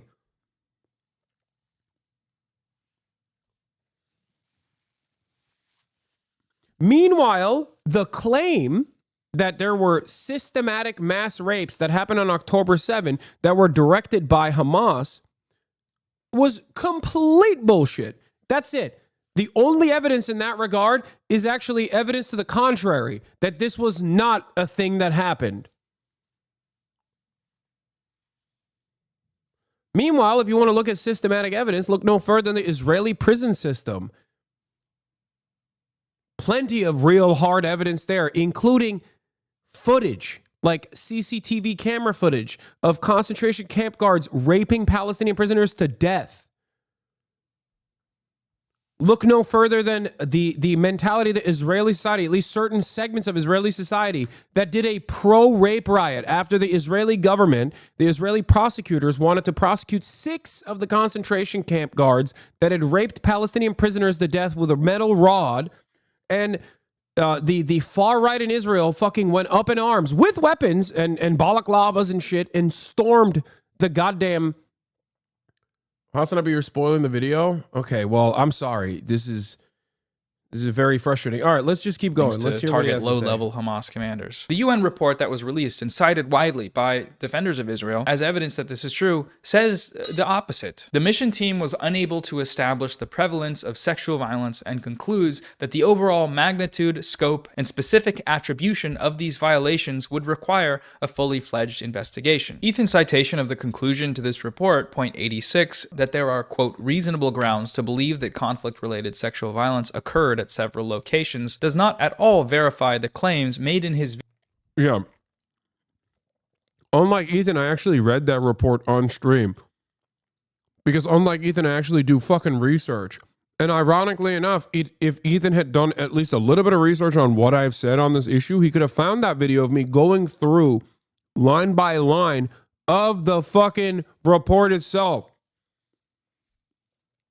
The report itself does not say what any number of these different pro-Israel morons claim it says. The report itself actually is quite damning if you understand the language that they're using, where they say, beyond circumstantial evidence, beyond a forensic analysis of footage where we are speculating that someone might have been victimized due to the crime of rape, there is no hard evidence on this. The only instance that reaches beyond the hearsay or now falsified firsthand accounts is the hostage testimony. One of the Israeli hostages testified that she was sexually assaulted. That is the only instance of real hard evidence. And that was after October 7th. That wasn't even on October 7th. That's what's so crazy about it. It's like these guys fucking literally, and that's unjustifiable, by the way. Just make no mistake. Obviously, there's no like fucking, pro-resistance rape or whatever. That's not what I'm saying either. But it's wild that these guys unironically refuse to do the research and then make it your fucking problem. Like I have to deal with this for the rest of my life now. You know what I mean? People just being like, oh, dude, I saw some shit about you, dude. What the fuck's going on? It's like, get the fuck out of here. video in the central piece of evidence which he cited for it, which was Sheryl Sandberg's propaganda film. What happened on October 7th was mass, systematic, planned rape and genital mutilation of women. Nor in all the places that systematic sexual violence was alleged against Hamas, which it was many, many places, mainstream places. This conclusion also does not contradict anything Hasan has ever said about October 7th. In every clip cited in the video, Hasan is talking about the systematic rapes claim. The systematized mass rapes that Hamas dealt on October 7th, not a single bit of that has been verified. The clip that was cited repeatedly by Ethan, what he seemed to think was a smoking gun, downplaying the violence, specifically the sexual violence, which he's done a lot of. Doesn't matter if fucking rapes happen on October 7th. Like, that doesn't change the dynamic for me even this much. So that's the other part of this problem that many people that can't contend with. Like, the Palestinian resistance is not perfect. They're not like so good. They have magical bullets. Ethan's presentation of this clip is dishonest, though. It doesn't even matter. None of this justifies that Palestinians have a right to dignity, a right to emancipation, a right to live fucking free lives, free from this occupation. Doesn't matter.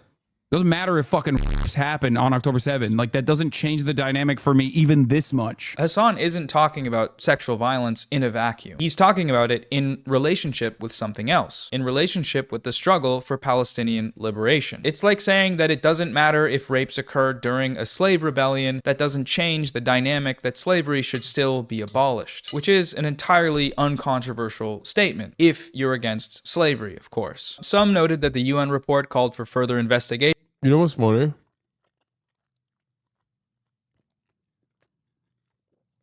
Even Noah's video doesn't show the fuller context.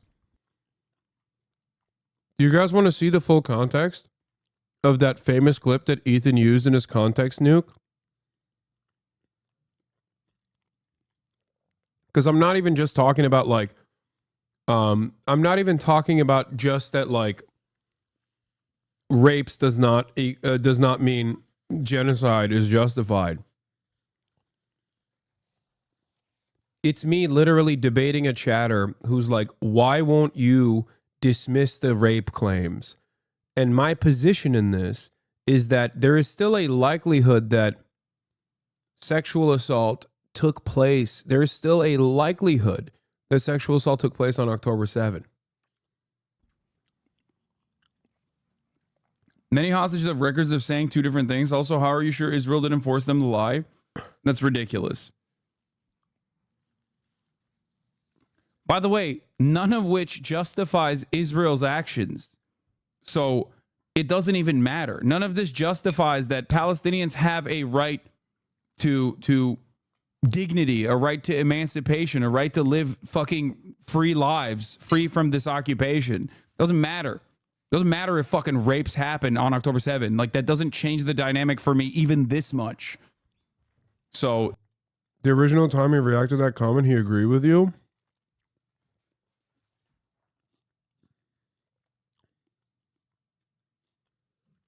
Isn't that crazy? that's the other part of this problem that many people that can't. Isn't that wild? Into these alleged crimes, and that's true, it did. However, further investigations have been repeatedly denied by only one party, and that party is Israel. Why not put the responsibility and blame the atrocities quite simply on the perpetrators and say it was Hamas who did it? When I accepted the invitation from the government of Israel, we had a number of meetings and we discussed the parameters and explained clearly the purpose of the mission, which was only for the purpose of gathering, analyzing, and verifying information. But still, it is pretty clear who did it after talking to survivors and hostages returned, right? It wasn't the Belgians who did it. It's pretty clear. I understand the frustration of the people of Israel. I mean, like, I was distressed when I came to Israel because I saw a traumatized nation. So I understand the frustration, but I think it's up to your government to give access, and that's one also of my first recommendation. What's interesting is that Ethan has showed some level of skepticism for these sorts of allegations before, but only when the victims were Palestinian. Palestinian females freed from Israeli detention said more than 15 fellow Palestinian women were raped by Israeli interrogators to force them to confess to charges leveled against them and collaborate with the Israeli intelligence. Quote, Israeli investigators and intelligence officers keep videotapes of raping to blackmail the female detainees. So according to, I guess, this website, this doesn't seem like super credible, at least, or it might be credible, but... You have an issue with...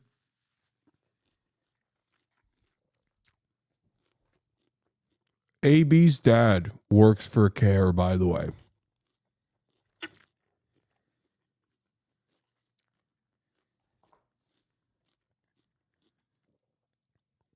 AB's dad works for fucking CARE.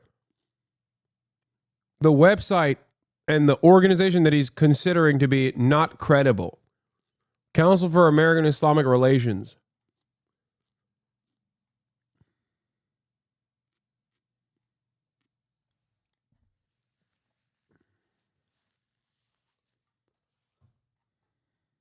With CARE or Islam.net or the... Well, what is this? The lack of... listen, that's a huge claim. 15 Palestinian women were raped. Mm-hmm. I was sexually abused and photographed, she said. But, like, what? I don't know what this is. What is this? What do you mean? Is this a source? You're asking if it's credible. Yeah. Yes, CARE is credible. I think, at least. What is... CARE is There's no source. There's, like, nothing here. Like, shit. I mean, that's a pretty extraordinary... Yeah. It's interesting because there's so much evidence for this.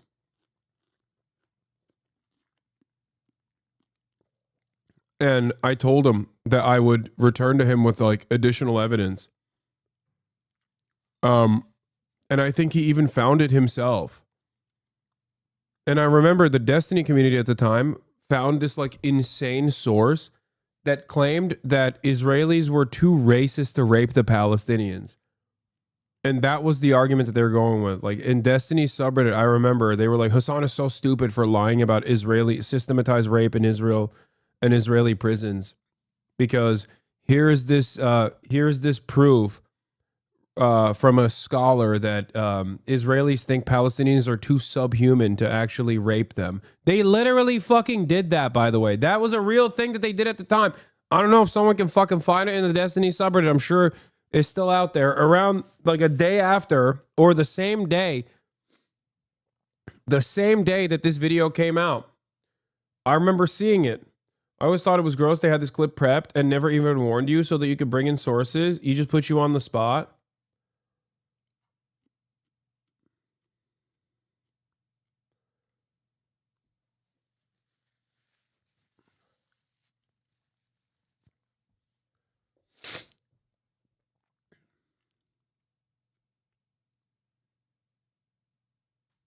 There's so much confirmed evidence on this.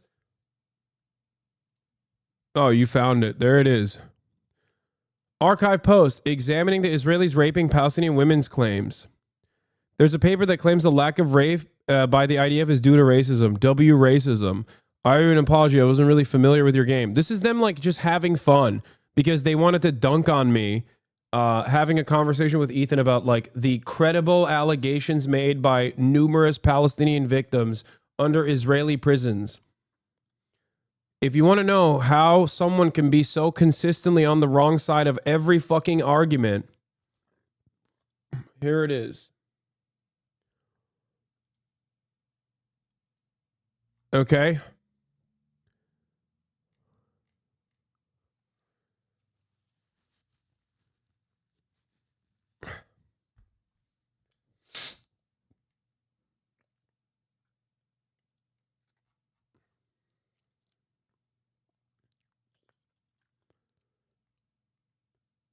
The bastards won't rape them. My sides.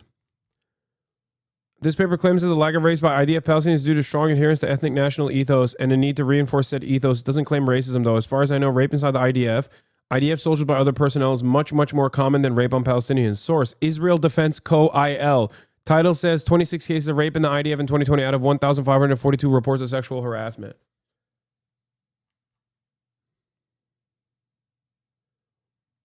Yeah. They literally were running defense. This is where it first began, by the way. This is where it first began. By a group of people that call themselves the Taliban or even the Hezbollah. Oh. It's the other thing. How is this subreddit not banned? They meticulously deleted all of the fucking brigading when they wrote.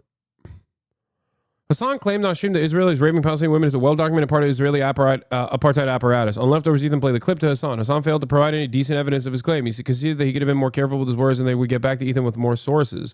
I've seen a compilation of sources floating around that proves Hasan was right and attempts to vindicate his claims of Israelis raping Palestinian women. I saw it first on the H3 issue sub, where it got uncritically accepted and highly upvoted, then locked and Moz deleted a ton of comments. Now I see it on Hasan's sub, where any dissenting voice is banned, so replying there is worthless. I look through each source.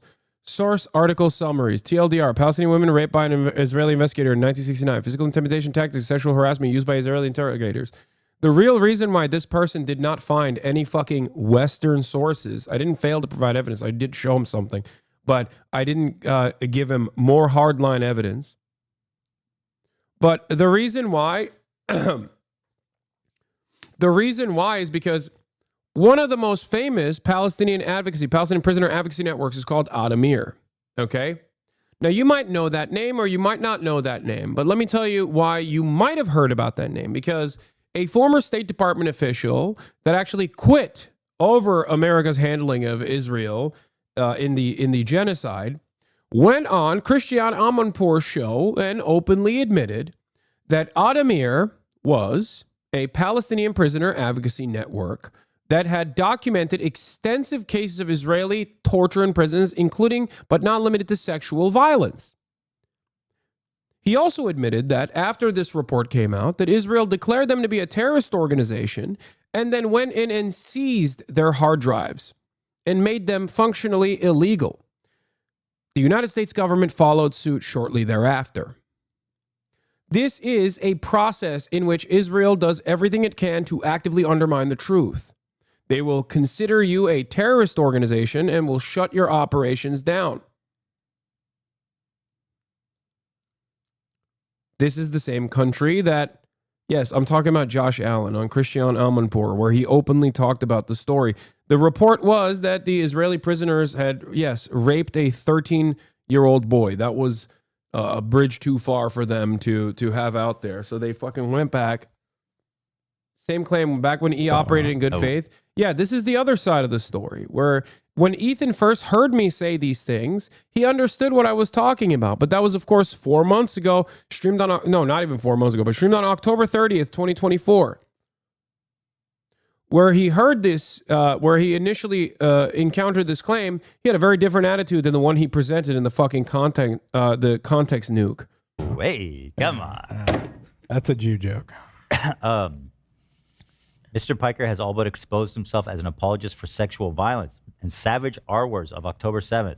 Doesn't matter if R-words happen on October 7th. It doesn't change the dynamic for me. What's interesting about that quote specifically is that I get what he means in that one. Like, I felt like he said worse What do you stuff than mean? that. Because he's saying, like, No. he's saying even if the R-words happened, well, I think the way he phrases it is fucked up. Even if it happened, they did happen.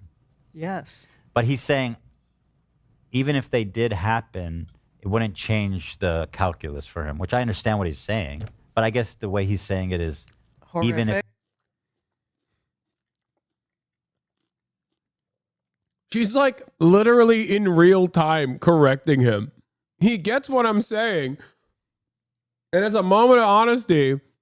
And then she's like, no, don't say that. And he's like, okay, my bad. I'm so sorry.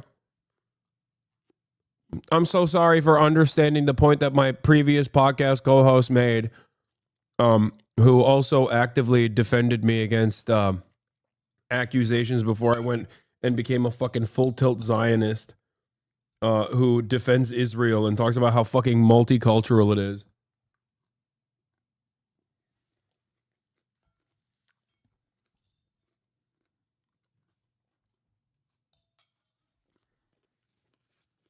If it didn't happen, is fucked up.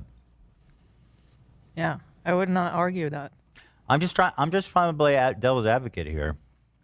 It's just a devil take, not devil advocate. I don't even think this, but just to play devil's advocate for a second. I mean, just imagine to the girls that did survive, somebody's saying, That's a very I don't callous. care if it happened. You know. Well, so like, the ones Wait, that I what do you mean? Yeah. No. If someone survived a horrific act of rape that is completely unjustifiable, and then they fucking turned around and said, like, now I want to genocide everyone. Okay? Is that valid? What a stupid way to make an argument. Like, what? No. The argument is that rapes do not justify genocide. That's it. It's that simple. Rapes do not justify genocide. Okay? The fuck are we doing? I've never been an advocate for perfect victimhood regardless. Like, it's just so dumb. People always have this notion that, like, you have to be completely perfect. No one is. No one is a perfect victim, okay? Palestinians are fairly close to it overall, but it doesn't matter. Even if they're not, it still doesn't fucking matter. What are we talking about? The Nat Turner Rebellion was very violent. Very violent. Does that justify slavery? No.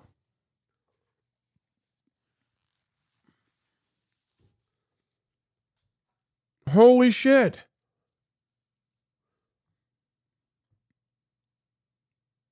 Don't you hate when you slip up on accident? No, this is back when his brain rot wasn't full tilt at that point, I don't think.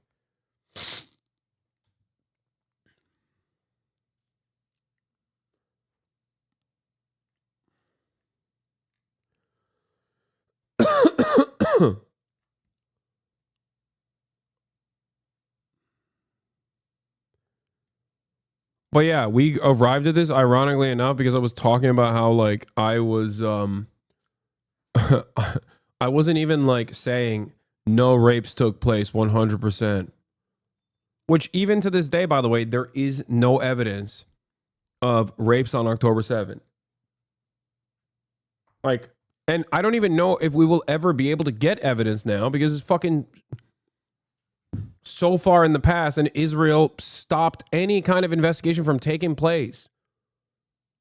Claim. I mean, fuck. Like, it's serious to say that the Israeli apparatus is using rape systemically to oppress the Palestinians. On March 13th, the United Nations released a report called More Than a Human Can Bear, which concluded that it's actually Israel who is guilty of this crime, the use of systematic sexual... Yeah, but according to Chuck Schumer, it's fucking you know, the UN is Hamas, and they're anti-Semitically claiming that Israel is doing a genocide. They're doing so anti-Semitically. That's Chuck Schumer.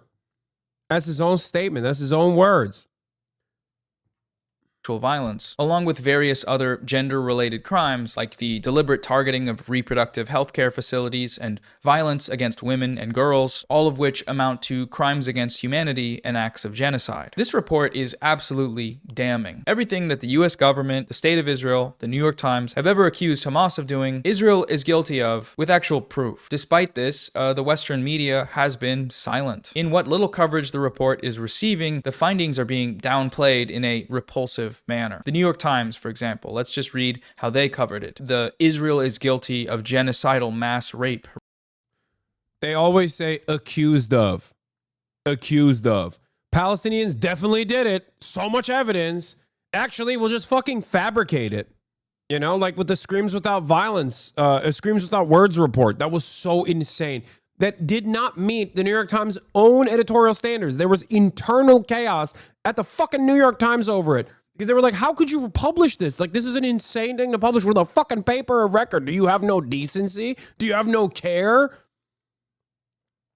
There was internal strife within the New York Times over Screams Without Words being reported as proof that Hamas had done systematic rape on October 7. It is shocking. It truly, because like, look, I know they lied to go into Iraq. They lied about fucking WMDs, all this shit, right?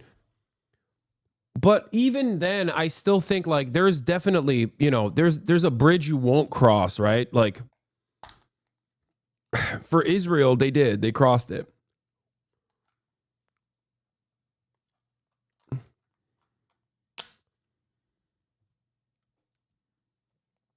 By the way, the initial UN report that Noah did not mention in this video that much says that the overwhelming amount of evidence, there's different standards within the UN report. I covered it back then. But if I recall correctly, there are different standards for evidence, okay? There is direct evidence, like forensic evidence, which is much harder to manipulate. There are secondhand testimonies, firsthand testimonies. There's, you know, like firsthand eyewitness testimonies that can be wrong, okay? But it's like still a higher standard of proof. And underneath it, like at the bottom of the barrel is like the forensic analysis that they do by looking at photos, where they'll just be like the famous case of that one girl who had what looked like blood on her pants.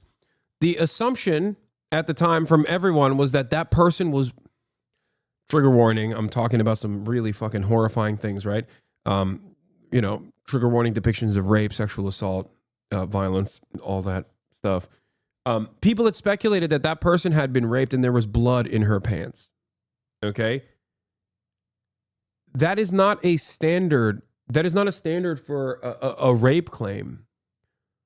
Because there's no proof that is what happened. Like she could have sat on a fucking pile of bodies. She could have sat on, it could not have, it was mud. Like it could have been mud. Like there's so many different circumstances that could be the reason. That's why doing forensic evidence, or she could have been shot. You know what I mean? So there is a lot of speculation that goes into forensic examinations like that. And that is the reason why you need a higher standard for making claims like this. Yeah, also collaborative evidence, multiple people telling the same similar stories. Exactly. None of these instances are. No, you can't say she was taken hostage regardless. You can't say that. That's not what we're talking about. Everybody knows she was taken hostage. I've never fucking said that she had not been taken hostage, let alone I've never even said that like there was no rapes that took place on October 7. There's a difference between the statements. There's a difference between a examination of the readily available evidence and whether or not it actually fucking reaches the standard of proof. beyond a reasonable doubt. There was no investigation conducted beyond hearsay or beyond statements made by the Israeli government and the Israeli police. That's it. Israeli prosecutors even a couple months ago said no one has come forward with claims of being victimized by sexual violence. Now, there could be societal reasons for why women might not speak out on this front, because they're embarrassed, because they don't want to say it. But having said that, yes, you did, weirdo. You said what rapes? I don't think you're hearing what I'm talking about right now. I'm going to unban Peekaboo's Portia because you are having a hard time comprehending the words that are coming out of my mouth. Okay? There is, as it stands, no hard evidence on rapes taking place on October 7 beyond forensic examination of photos and circumstantial evidence. There have been numerous investigations, even internally, conducted domestically inside of Israel, where prosecutors have... Oh, did they fix it? Oh, thank you so much. Oh, okay, Saul. Of course. Eyvallah anne, çok sağ ol. Neymiş sıkıntı? Okay, all right, thank you. You are a terrorist supporter. You back all the things that fit a pro-Palestine narrative. Multiple people have reported it. Yeah, I am pro-Palestine, you fucking idiot. What are you talking about? I love that. I love that this guy openly admitted, like a fucking moron. Yeah, I'm pro-Palestine, you dumbass. Yeah, you caught me. Arrest me, officer. The fuck do you mean? That is amazing. Yeah, multiple outlets have reported on it. Reported on my pro-Palestinian position. I don't know, CNN, New York Times, Los Angeles Times, numerous other outlets that have reported on the fact that I am, as a matter of fact, pro-Palestine, uncompromisingly, and pro-Hamas. Oh, okay. You are a terrorist supporter. Well, you can't go back on that. You already said if you're pro-Palestine, you're pro-terrorism. You know what I mean? While the actions on October 7 were entirely avoidable, the power in that regard is entirely in the hands of the responsible party, the settler colonial enterprise that is Israel. That's it. These violent desires, i.e., maintaining an apartheid state, which maintenance requires a tremendous amount of violence, will inevitably have violent ends, i.e., October 7. There it is. And if you were to ask me, for example, out of the two parties that are not even operating on the same moral playing field, which one is genuinely a more moral actor? Yes, I would say Hamas is better than Israel. That is the truth. Hamas has not killed, whether because of logistical hurdles or whether because they don't have an air force or whether because they're not backed by the largest superpower on the planet. Doesn't matter. Hamas was a more moral actor on October 7 than Israel has been since October 7. That is a factually accurate statement that will probably warp your fucking mind when you hear it, right? Because you go, what? What do you mean? That is an undeniable fact. Go ahead. Explain to me how I'm wrong. The Israeli occupying force has a higher standard of morality as a state actor that is backed by the largest terrorist force on the planet, the American government. In terms of targeting civilians versus enemy combatants, Hamas is a more moral actor than Israel. In terms of targeting children versus adults, Hamas is a more moral actor than Israel. In terms of targeting women versus adults, male combatants, enemy combatants in general, Hamas is a more moral actor than the state of Israel. The faster you reckon with that truth is the easier you will understand the dynamic at play. I do not condemn the Nat Turner rebellion because it is not my place to do so. Okay? The same goes for the ANC. The same goes for the IRA. The same goes for the FLN. Resistance and the violent standard for resistance is set by the oppressive colonial party. Okay? There you go. He's baiting you for a clip? No, I know he is. I know. He's like, come on, please, please, please. Please say you love Hamas. Please, please say you love October 7 and Hamas so I can clip you and then blast you into oblivion. I already gave you a clippable take. Is it not good enough for you? Are you worried that other people will hear what I have to say and go, wait a minute? Yeah. I feel like people will get the Warsaw Ghetto connection to what's happening. Yeah, the Warsaw Ghetto uprising. Exactly. You can try to fucking condom hummus your way out of this, but less and less people since October 7 agree with your position because they also, too, recognize that what Israel has done is infinitely. Hit up my people. Adrian's down for the show, but Elon's busy this week.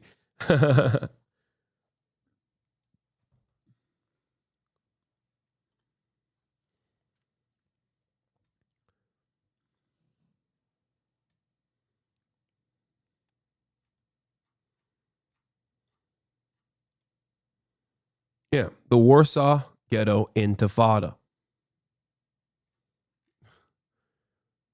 Think about how fucking stupid you would sound if you were like, I don't understand why the Jews resisted in the Warsaw Ghetto Intifada. They should have just sat around and waited for their untimely demise. I don't understand. No, only peaceful resistance, please. You know? Report. The headline reads, UN accuses Israel of targeting reproductive health facilities in Gaza. A report by a UN committee found that Israel has committed genocidal acts intended to prevent births. Israel quickly rejected the findings as biased. Thanks for the heads up on that. Okay, so no mention in the headline or the subheading of the systematic mass rape and sexual violence campaign by Israeli forces. It just groups those in with the genocidal acts there. And then an immediate citation of Israel's defense. Incredible. Let's read on. A United Nations commission on Thursday accused Israel of targeting hospitals and other health facilities in Gaza that provide reproductive services, including an IVF clinic where thousands of embryos were destroyed in what it called an effort to prevent Palestinian births. The report by the UN Commission. Damn, it almost feels like they're, trying to cut the population size to the best of their ability. Of inquiry on the occupied Palestinian territory called that and other actions that cause harm to women and girls, quote, genocidal acts, and accused Israel of punishing Palestinians collectively for the Hamas-led October 7th, 2023 attack that killed 1,200 people. So that's how the New York Times reports mass rape campaigns from Israel. Other actions. Other actions. Which other actions? Mass rape? Weaponized sexual violence? Credible evidenced allegations this time? No. You'll have to wait a bit to hear about those. First, the IDF is speaking. Israeli officials have long accused the Rights Council of singling Israel out,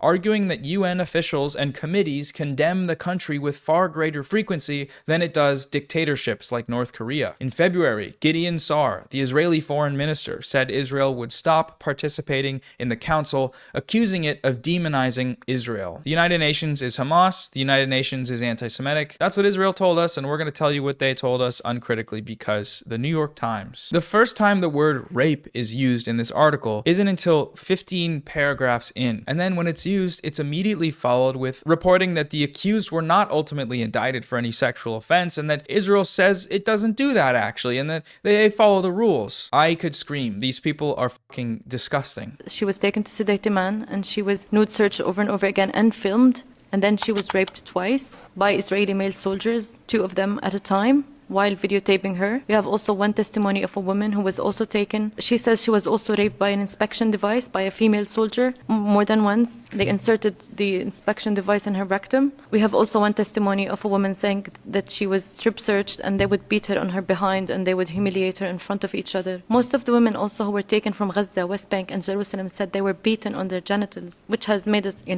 to conclude that there must have been a directive that's been given to the Israeli army to treat women in such manner, because in Jerusalem you're treated by completely different law enforcement than in Gaza or in the West Bank. But all these women said they were beaten on their genitals. And I could just add on about the women who were forcibly disappeared in Gaza. Like I said before, it was usually as they were fleeing south through the safety corridor, they were abducted at the checkpoint. Many were taken to the Zakim detention center and the Negev detention center, and all together in one large hall, forced to strip completely naked and just sit in this hall, the women amongst each other and the men amongst each other. And it's also been reported and known that Israeli civilians are invited to come to this detention center and mock the Palestinian prisoners while they're naked, photograph them, and watch them as if it's a zoo. Just complete and utter depravity. Okay? So when you elevate erroneous claims without backing them with evidence and greatly over-exaggerating even the available limited evidence that exists, while simultaneously refusing to cover the real evidence of Israel's systematized versions of rape inside of its prisoner structure, inside of its prison systems, you're basically doing the most cowardly way of defending Israel possible. You're too fearful to openly recognize, you're too fearful to openly admit that you're pro-Israel unconditionally. So you just try to constantly fucking attack people who are against this depravity, and it's the coward's way out. So that's something that we've seen. Also, when it comes to checkpoints, like I said, it's where the sexual violence happens and it goes unreported. So we have stripping Palestinian women naked, prodding them. Have a testimony of a teenage girl who. They won't let their fans watch any of this and say, when did we support genocide? I mean, you have the capacity, if you fucking meet an Ethan Klein fan in the wild or whatever, or online, you can direct them to these videos and be like, look, man, make up your own mind. You know what I mean? That's what they do. They try to get everybody to watch the fucking context nuke all the time, and then they'll be like, see, you've changed my mind. I'm the dumbest person on the planet, and I was incredibly not knowledgeable on this issue. And now I've decided I was duped. I'm being duped in this moment. Was made to undress a man. Because he refused to undress, they made her undress him, even though she's not related to him. She doesn't know who that man is. And while being searched and touched and molested on their breast and on their genitals as well. The media has largely downplayed this report and its findings, but it does conclude that Israel is guilty of the most prominent accusation made against Hamas on October 7th, which is that it weaponized sexual violence systematically. Israeli security forces do this in a coordinated, intentional manner with the goal of subjugating, humiliating, and collectively punishing the Palestinian population. Will the people in this smear campaign acknowledge the existence of this report? Will they acknowledge that their unverified accusations against Hamas are verified actually by this report against Israel? I personally doubt it, but who knows? It's serious to say that the Israeli apparatus is using rape systemically to oppress the Palestinians. The other piece of Zionist propaganda cited by Ethan in his video was his downplaying of the Nakba. He has participated in overt Nakba denial before. 1948, the War of Independence is called in Israel. Others know it as the Arab-Israeli War. So I just want to note here that Ethan gave this supposed war two names there, but he missed one, the Nakba. And the Nakba is a very relevant and... Peekaboo's Porsche, how does this justify what Hamas did? Both are wrong, and you are still rape denying when it very much happened. I understand your perspective, but why do you have to go 100% of the way while also denying atrocities on the other side?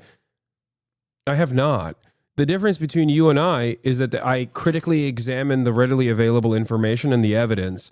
You, on the other hand, add a whole bunch of shit that you believe happened. There is no denial of the atrocities that took place on October 7. This is something that I've actually talked about quite a bit. I've seen the videos. I watched the same videos that you did.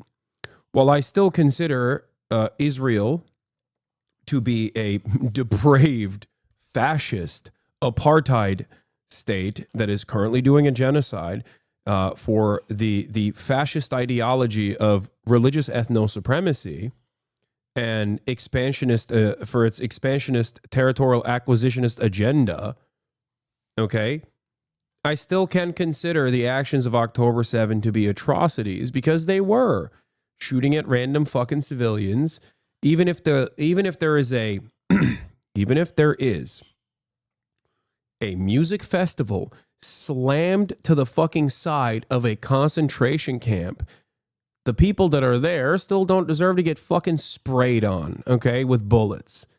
That's my assessment of the situation. But it's not enough, okay? It's not enough for you to consider. It's not enough that I say that. You want me to say something I don't believe. You want me to say something that, concentration camp on occupied land, yes. You want me to say something beyond that. You want me to say that a old technique of colonialist enterprise, which is the resistance to said colonial violence, is always done by barbaric rapist monsters. You want me to basically operate on that framework without a critical examination of how that violence has begun, how that violence persisted, how that violence in tactics of resistance got to the point it got to now. You want me to just simply say these guys are fucking rapist, barbaric monsters with no evidence to suggest that whatsoever. Okay? That's it. That's it. A lot of you, one, cannot comprehend when I talk about analysis. You think analysis is justification. That's number one. But beyond that, there are issues where I'll take a hardline stance on. Right? If there's no fucking evidence, if there's not enough evidence or no evidence whatsoever for like the systematic rape claim, for example, I'm not going to fucking be like, yeah, that happened, I think. Why? Because it hurts your feelings, you know? That's crazy. That's a crazy thing.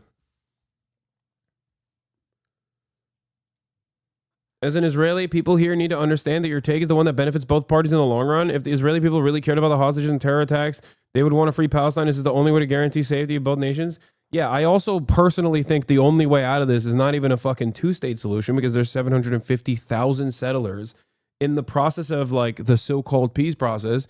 750,000 Jewish settlers moved into the West Bank. That number shot up from 80,000 pre-peace process, mostly in occupied East Jerusalem, to all the way to the West Bank, creating Bantustans for the Palestinian population. Israel has used the Israeli governments have used the so-called peace process as a way to continue its expansionist agenda. So the only long-term stability solution here is to ensure that there is a secular, singular nation, because it currently exists as a singular nation, just not a secular one, but a nation that is designed around ethno-religious supremacy. And I think people don't understand that. There needs to be a Truth and Reconciliation Committee. There needs to be a right to return. People need to address the crimes that were committed. And in the process, look at both sides on that instance as well, for the record. This doesn't mean that both sides are operating on the same fucking playing field. I'm not saying that at all. But if there are crimes on either side, and there's many on one side, overwhelmingly, if not damn near the entirety of it, they need to be addressed. Reparations need to be given to people. This is the only way to maintain long-term stability.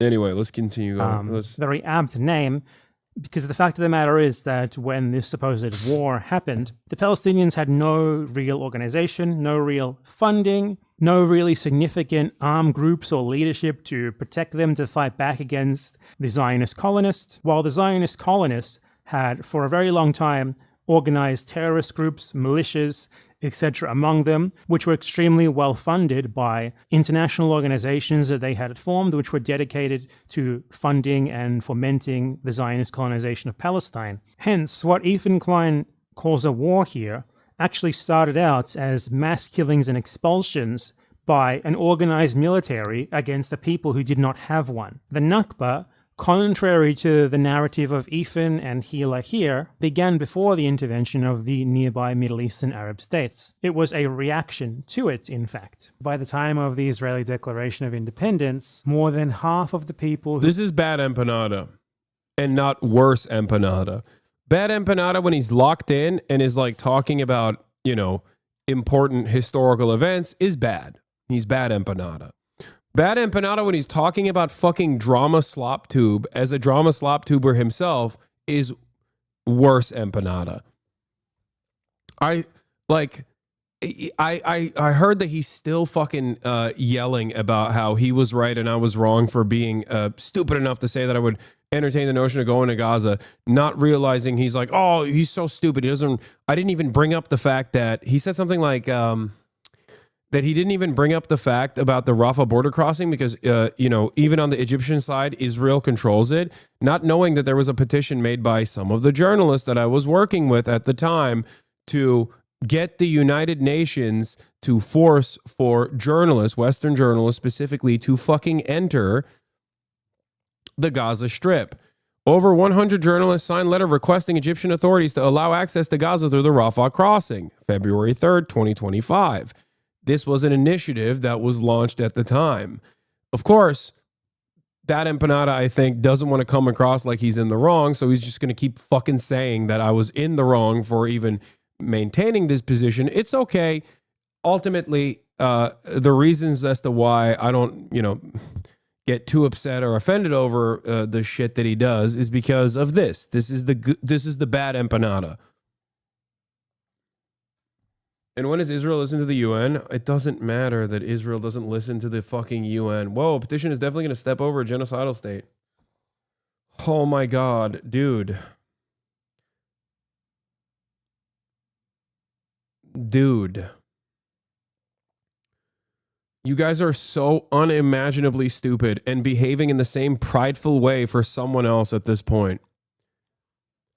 Dog, I know that it is not likely and it clearly didn't work. That doesn't mean that there weren't steps of trying to make it happen at the time. Oh my Lord, so many of you are just still.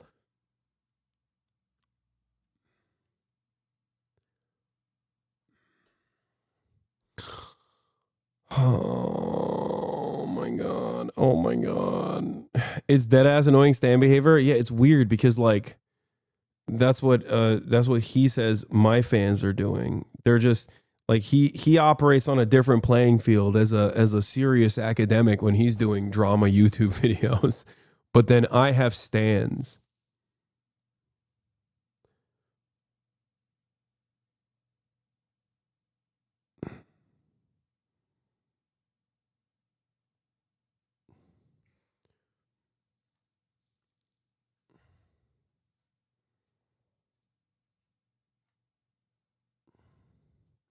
If bad empanada and worse empanada had a fight, which one prevails? Bad empanada prevails because bad empanada cares about doing research.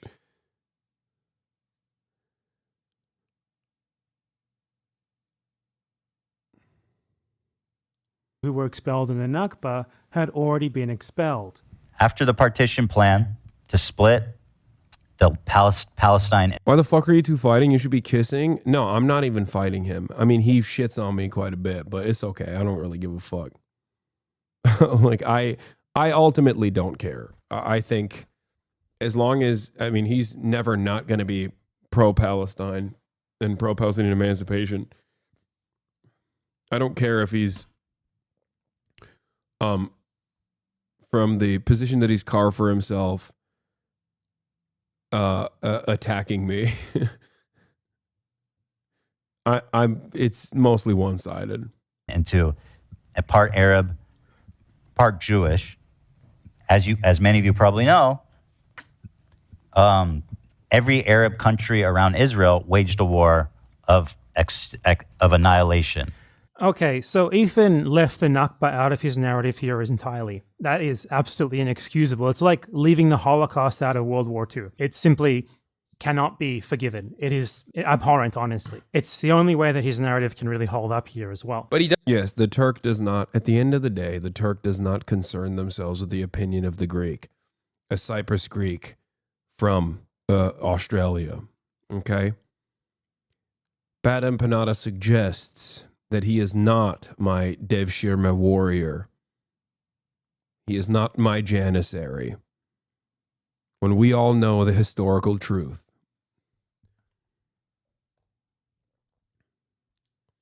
as a Cypriot Greek living in Australia, he is my sleeper cell, Devshirme, Janissary warrior. Is there a good empanada? Maybe. I saw someone in my community saying Noah Samsen is like if Bad Empanada took his meds, and it's like, yeah, this is the good empanada.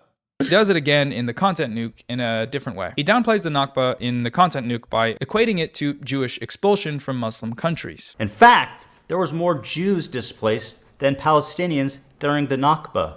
1 million Jews. Yeah, that was so gross, dude. I could not believe that he said This is done that. with misinformation, so he lies by omission regarding the nature of Jewish immigration to Israel. But even if he hadn't, this is on its face a piece of Zionist propaganda. Because being a refugee does not enshrine upon you some right to steal other people's land and make them refugees. That's what the settlement of Israel was, and any equivocation between that and other factors is a direct rhetorical justification for the crime. The very premise behind it is obviously flawed, and presenting the partition plan as if it was not clearly a grave injustice is a rhetorical trick to then sort of implant this idea that what Israel did was legitimate. They were just abiding by the plan, apparently, even though they broke every single thing that was stipulated in it, and that it is the fault of the Palestinians for rejecting obviously untenable things like this, rather than just giving up more than half of their country to new arrivals for their own exclusive use. And it's especially ironic that Zionists love to cite the partition plan as somehow legitimizing when they reject, like, literally every other UN prescription or decision,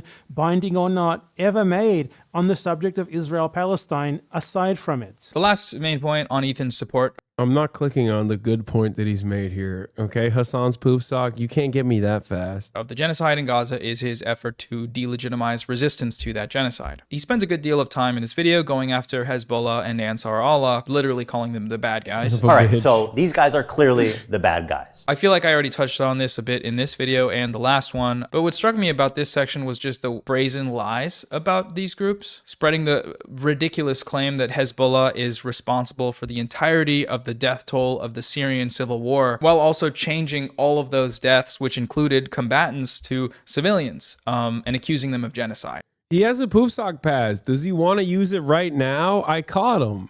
Like, he wants to get me. It's going to be, he has a poop sock pass. But if I catch him, then it's not as funny. You know what I mean? He gets a freebie, but I'm doing this for him. I'm doing this for all of you. Okay, we're also talking about something super serious right now, and we're fucking talking about poop socks and shit, but basically, this is to preserve the integrity of the poop sock, the one poop sock that he has. You know what I mean? If he wants, I'll click on it right now, but he'll burn his one lifetime poop sock. Do you want me to click on it and burn the one lifetime poop sock? Wait, he tried when I had Bernie and AOC? That's insane. Ain't no way. That would have been good. That would have been good. You fucking psycho. Now that would have been a historic poop sock. That would have been a poop sock for the books. A record. I would have to explain to Bernie Sanders what poop sock is. You might have caused him to have an aneurysm. Like, think about that. You did not even think about the dangers of poop socking like this. With great power comes great responsibility. Thank God I didn't see your poop sock. You told me I could do it with Bernie, so I tried. God damn. The poop sock that changed the world. Also, we're getting botted again. Look at this. Ay, ay, ay. Look at this shit. Oh, thank you. That's great. Fucking so dumb. All right, let's keep going. They participated in the slaughter of over... Yeah, this was also an incredibly stupid argument that... Well, not even an argument. Incredibly stupid statement that Ethan made, attributing all of the deaths in the Syrian civil war to Hezbollah. 500,000 Syrian civilians. And they killed hundreds of thousands of civilians. Like, how did no one go, hey, man, that seems a little untrue? If I recall...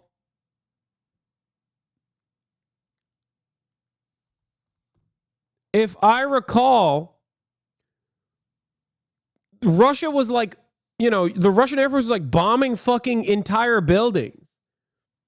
Does Hezbollah have an Air Force? Like, how are you that fucking stupid? I'm serious. I'm serious. I know AB corrected him after the fucking context nuke, but like how is no one in his fan base going, wait a minute, 500,000? Hezbollah killed 500,000 people, 500,000 people? It's so fucking stupid. It is such an incredibly stupid, like they were dropping barrel bombs, dude. You think Hezbollah had barrel bombs and a fucking Air Force to drop barrel bombs with? Like, what are you, fucking crazy? Like, what an insane statement, dude. Pretty sure if Hezbollah had Air Force, they would not be using it in the Syrian civil war. They'd be fucking using it on Tel Aviv, okay?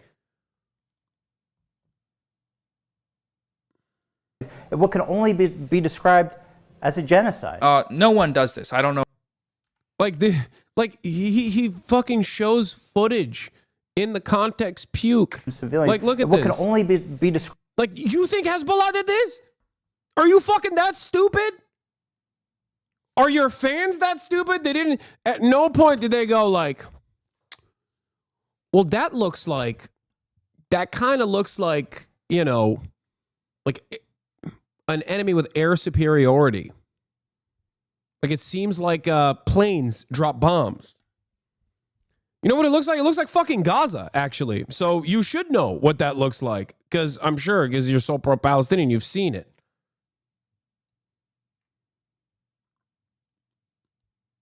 We absolutely were not taught this. They definitely don't know. I mean, dude, critical thinking. It's not that difficult. You don't have to know all of the information. A lot of times I describe to chat ways of, like, I try to teach you how to think. Okay? You don't have to have all of the information to be able to use a different part of your brain. Let's say you didn't do enough reading on the matter. You don't understand it. The Syrian civil war is too complicated. There are so many different belligerents.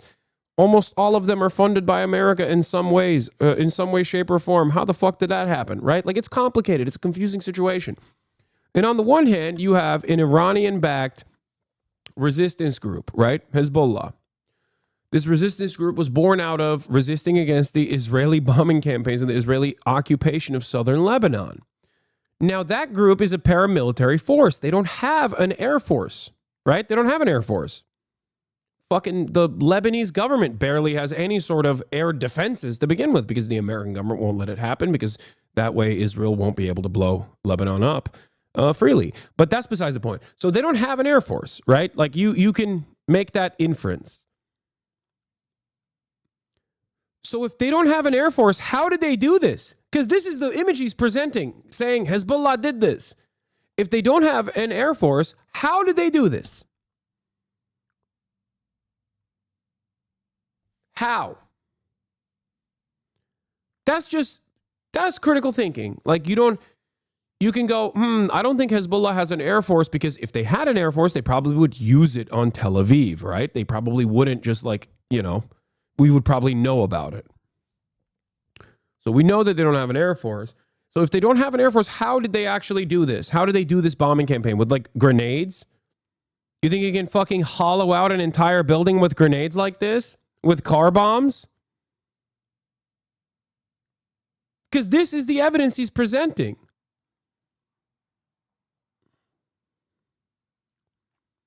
Described as a genocide. No one does this. I don't know where this came from, but it's just legitimately a bizarre claim to make. Or his false claims. Also, to be fair, yes, if a Shia force came into Syria and predominantly ethnically cleansed, like, Sunni Muslim populations with air superiority and barrel bombs, yes, you could say that's a genocide. Except that's not what happened, and the closest analog to that is fucking Israel. Israel doing a genocide in Gaza. So, hey, guess what? If your evidence that you present there was true, you would be right. Except it's not true, and you're fucking wrong, while simultaneously wrong on the other front as well. Israel is doing a genocide. Oh. about the Houthis, that the hostages taken from the Galaxy leader had not been seen or heard from since the genocide began. I'd like to remind everybody that the crew that's kidnapped in this video has been missing for over a year now with zero Wrong, not true. Again, updates on their health, whereabouts, or anything. That lines up with leftist values. That's not true. They were confirmed to be in good health by visits from humanitarian organizations, or just lying about the nature of their attacks, as if the Houthis are attacking these ships for any reason other than what they're doing it for, which is to stop Israel's genocide. The Houthis have been extremely explicit and repeat on an almost daily basis. Their attacks on ships in the Red Sea will stop as soon as the Gaza war ends and humanitarian and other supplies are allowed into Gaza, and therefore the Palestinians. And they did, and they stopped. That's the other thing. They fucking stopped. The only time they stopped was when Israel did a ceasefire, when Israel agreed to the ceasefire after months and months and months of bombing. Palestinians will no longer be under the threat and the horrors that you've earlier described and that most of us have seen on our screens for many, many weeks. The important thing is that although the US and the UK claim that they're only defending free movement in the Red Sea and refuse to accept any connection between this and the war in Gaza, for the Houthis, it's absolutely straightforward and explicit that, number one, they're only targeting ships that have any connection with Israel, whether they're going to Israel, coming from Israel, delivering stuff, owned by Israelis or whatever, any connection, whatever. And that other ships are not targeted, except, of course, now, since the US and UK strikes have started, they are also targeting US and UK ships. Also evident in the fact that during the ceasefire, quote-unquote ceasefire, that Israel violated over 1,000 times, the Houthis stopped the attacks, and they only started them up again when Israel started completely starving out the Gaza Strip, fully restricting aid. And in defiance of the starvation blockade, the US and the Saudis started bombing in Yemen and killing children. So if you want to stop Israel from killing children, the U.S. will kill your children. That's basically... That is precisely what has happened. The conclusion of that sequence of events. It bears repeating here, Hezbollah and Ansar Allah are the only groups in the world that have provided aid to the Palestinian resistance against Israel's genocide. That's a also fact. true. Citing their status as U.S.-designated terrorist groups or historical examples of their violations of international law does not change that fact. If we acknowledge the fact that Israel is committing genocide in Gaza, which Ethan, or at least his fans, seem to believe he does, then it must also be recognized that the international community is legally obligated under the Genocide Convention to employ all means necessary to prevent... Yes. This is precisely the reason why Israel so deliberately and so desperately tries to disparage anyone that correctly says what it's doing, genocide. This is at the heart of the problem. Just like, and the similar thing exists in the West Bank for the Israeli apartheid. If people start recognizing that Israel is an apartheid state and is also doing a genocide, then all of a sudden the legal justifications under international human rights change dramatically. This is precisely the reason why, as a matter of fact, since 2021, once a lot of the human rights organizations started openly branding Israel as an apartheid, a reality that everyone with fucking eyes were aware of well before 2021, the dynamic has shifted a lot. I have seen the dynamic shift a lot. I've seen the narrative shift a lot in the Western world. Obviously, if you go to the global South or any fucking developing nation that's like maybe in the periphery of Western empire, the populations there are very well aware of what the fuck Israel's been doing. But the relatively new momentum coming from younger generations in the Western world is different. And the difference there is because people understand Israel's an apartheid state and Israel is doing a fucking genocide. That's it.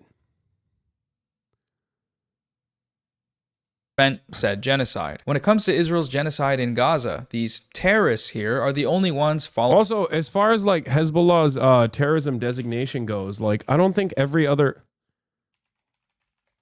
Let me see. Like there a lot of these countries don't even fucking designate Hezbollah or even Hamas. Some countries don't designate them as terror groups. This is like a American and American backed designation to begin with. following the law. The only one. Yeah, more than 60 other countries and organizations, including the EU, the Arab League, and the Gulf Cooperation Council, also designated Hezbollah either in part or in its entirety as a terrorist group. Ones operating with AIPAC, Hezbollah, 100% terrorist organization.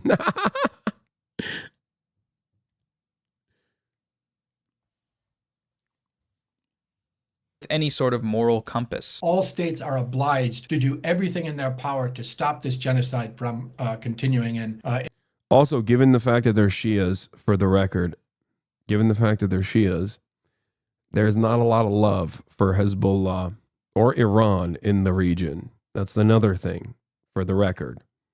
That is a fucking another reason. Like, the Turkish government loves Palestinians, right? They will welcome Hamas political envoys and things of that nature.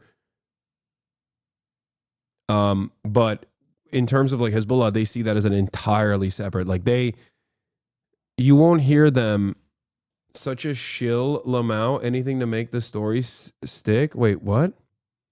Who's shilling?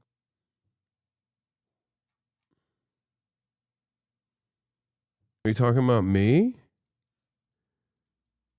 What is the story? Is Israel doing a genocide or not? Like, what do you mean? That's not a story. That's just a fucking reality. Lol baited. Holy shit.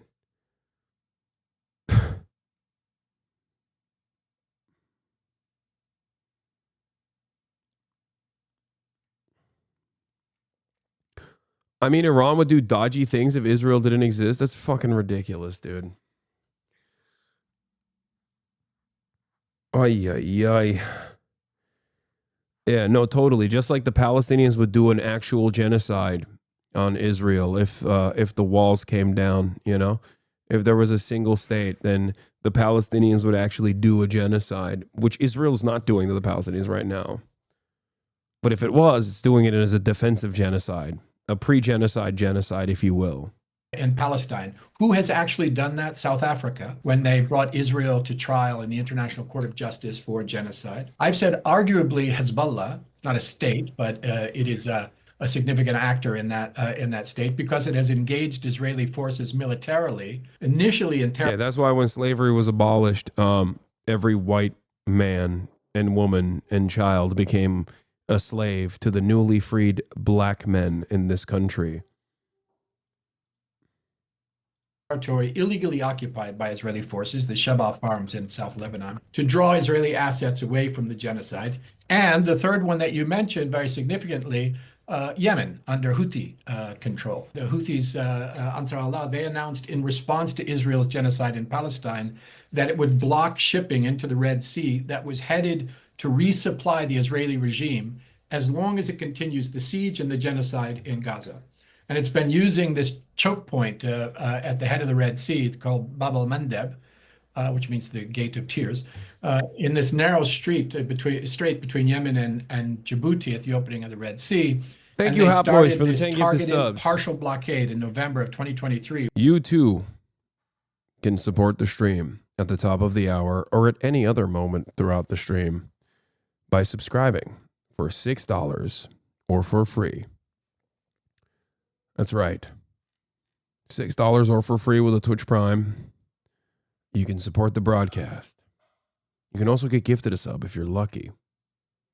When the genocide started, by boarding an Israeli ship, and then they sustained the blockade until the announcement of the most recent so-called ceasefire. At that moment, the Houthis lifted the blockade while the ceasefire was going on, demonstrating that they were doing this as a humanitarian intervention in order to meet what the International Court of Justice has said is the responsibility of all states, and what the General Assembly in its implementing resolution has confirmed is the responsibility of all states to do everything in their power to stop the genocide and the siege that was being imposed on Gaza. You know, some ships avoided the blockade by sailing around Africa, but most of them couldn't. So the major shipping companies stopped sailing to the Red Sea, and the port of Eilat in Israel went bankrupt, which means that this blockade was working. It was denying the Israeli regime many of the goods that it needed to continue the siege and to continue the genocide in Palestine. The United States, aka the terrorist designators, meanwhile, are the ones doing the terrorism. They are aiding and abetting a genocide with billions of dollars in arms shipments to Israel.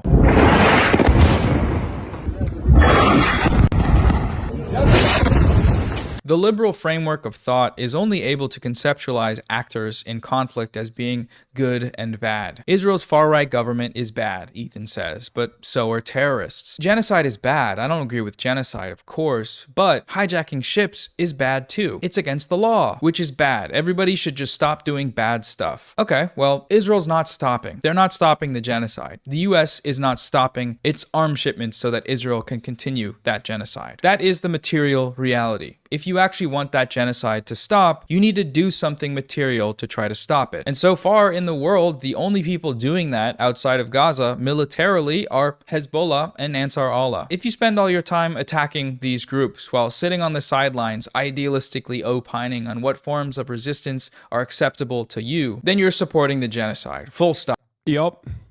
No, you don't understand. There's a proper way to resist the genocide, and that proper way is doing it only within the neat little confines that I have designed for you. You can't, for example, say from the river to the sea, Palestine will be free, because that hurts my feelings, because I envision that being a genocidal statement, for example. So you can't do that. Okay? Sorry. You can't say Zionism is fascism, because that also hurts my feelings. You can't say that someone who is behaving in the exact same ways that a Zionist would is maybe potentially a Zionist, because then that hurts my feelings as well. All of that stuff is completely unacceptable. Why can't you protest in the way that I think, me personally, me? Why can't you do the things I want you to do? There's a proper way to do this, and that's my way. And if you don't do it my way, I'm going to fucking cry about it for 15 months in a row. Okay? 15 months. Stop. There's something to be said here about the basic attack on free speech evident. Yeah, I guess you can say it's a war of two equal sides. And one side is dominating, but also they're dominating because of their technical and military superiority, and also their moral superiority. And the other side is really barbaric too, so they kind of deserve to be dominated. That's the only way that you can fucking talk about this. Yeah, get the fuck out of here, dude. In this campaign, they want to deplatform Hasan for interviewing a Yemeni teenager on the grounds that they believe this teenager is a member of Ansar Allah, or the Houthis, a US designated terrorist group, and that Hasan didn't just... Which it wasn't at the time, by the way. So even if he was, it wouldn't have mattered. Just interview him, but he promoted him. Glazing is the legal term they use, I believe. It started with Hasan platforming Houthi terrorists. This kid is a rampant anti-Semite and a violent Houthi terrorist. But he literally had a terrorist on his stream. This wasn't really an interview. It was like a glorified promotion reel. Glorifying a terrorist live on stream. This man doesn't... Dude, I love these guys because they're so fucking stupid. And it literally doesn't matter. Like, they could just be like, this man, I have no opinions on this Israel stuff, but I fucking hate this Hasan guy. Like, it's the same script. They're unironically in the same fucking Twitter text groups alongside fucking Keemstar. It's the same guy, the same ugly pieces of shit. Does not critically apply any form of journalism. Hasan did not ask him one critical question. I did. I asked him if he was a Houthi. He said no. I asked him if he knew that there were anti-Zionist Jews in America. He was shocked by this revelation and then said, and I asked him if he hates Jews. He said no. If you are anti-Israel, I love you. That's what he said. And it's a position that he's actually repeated quite frequently since then. Those are questions. You just don't like those questions because it doesn't go along with the fucking narrative that you want to present, that this guy is like a fucking violent, rabid terrorist who just wants to kill every Jew on the planet. Like, that's it. That's the reason why you're fucking upset. In fact, the opposite. It was a complete puff piece where he sucked him off, elevated him, was uncritical. None of this is true. Ethan provided no credible evidence to the claim that Rashid al-Haddad, or Tim Houthi Chalamet, the nickname of the Yemeni teenager, is a member of Ansar Allah. And in their interview, Hasan asked multiple questions that were critical of Rashid. I don't know if he can answer this or not, but as far as the Ansar Allah militancy goes, like as far as the standing military goes, like I don't know if he is allowed to speak on this. I don't know if he's like actually a part of the groups at all or just like simply a TikToker. You know what I mean? I don't know how to ask that in the best way possible though. طيب يعني بقول لك يعني أنا يمني يعني كيمني يعني أنا واقف إلى جانب فلسطين. His answer is a Yemeni who stands with Palestine. In America, some of the like leading groups that are pro-Palestine are led by Jewish people who are anti-Israel. How does he feel about that? والله يعني صراحة أي واحد يدعم فلسطين إحنا معه. He's saying anyone that supports Palestine, we're with. Hell yeah. So But even if that hadn't happened, and even if he were a member of the Houthis, calling for deplatforming on those grounds is a basic violation of free speech. It quite literally is just like, it's so fucking stupid. It's so fucking stupid because like I have also maintained the position that if given the opportunity where I could talk to someone from the Ansar Allah administration, I would fucking do it. Like I would absolutely do it. I don't give a fuck. What do you mean? Oh my God, you're talking to a terrorist. Like, yeah, suck my dick. Okay. Like it's so stupid. So like, I don't think people understand my position on this. I don't think people understand my position on this because it's not something that I am ashamed of. Like they'll try to do a gotcha. They'll be like, he thought he was a Houthi and now he got God, so now he's lying about him not being a Houthi. Yes, I thought he was a Houthi in the beginning. I did. When I interviewed him, I thought he was, which is why I asked him that question, right?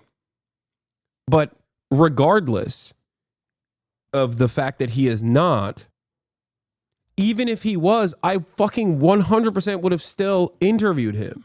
Even if he was a Houthi, even if he was a Houthi militant, of course I would have fucking interviewed him. What are you talking about? Hey.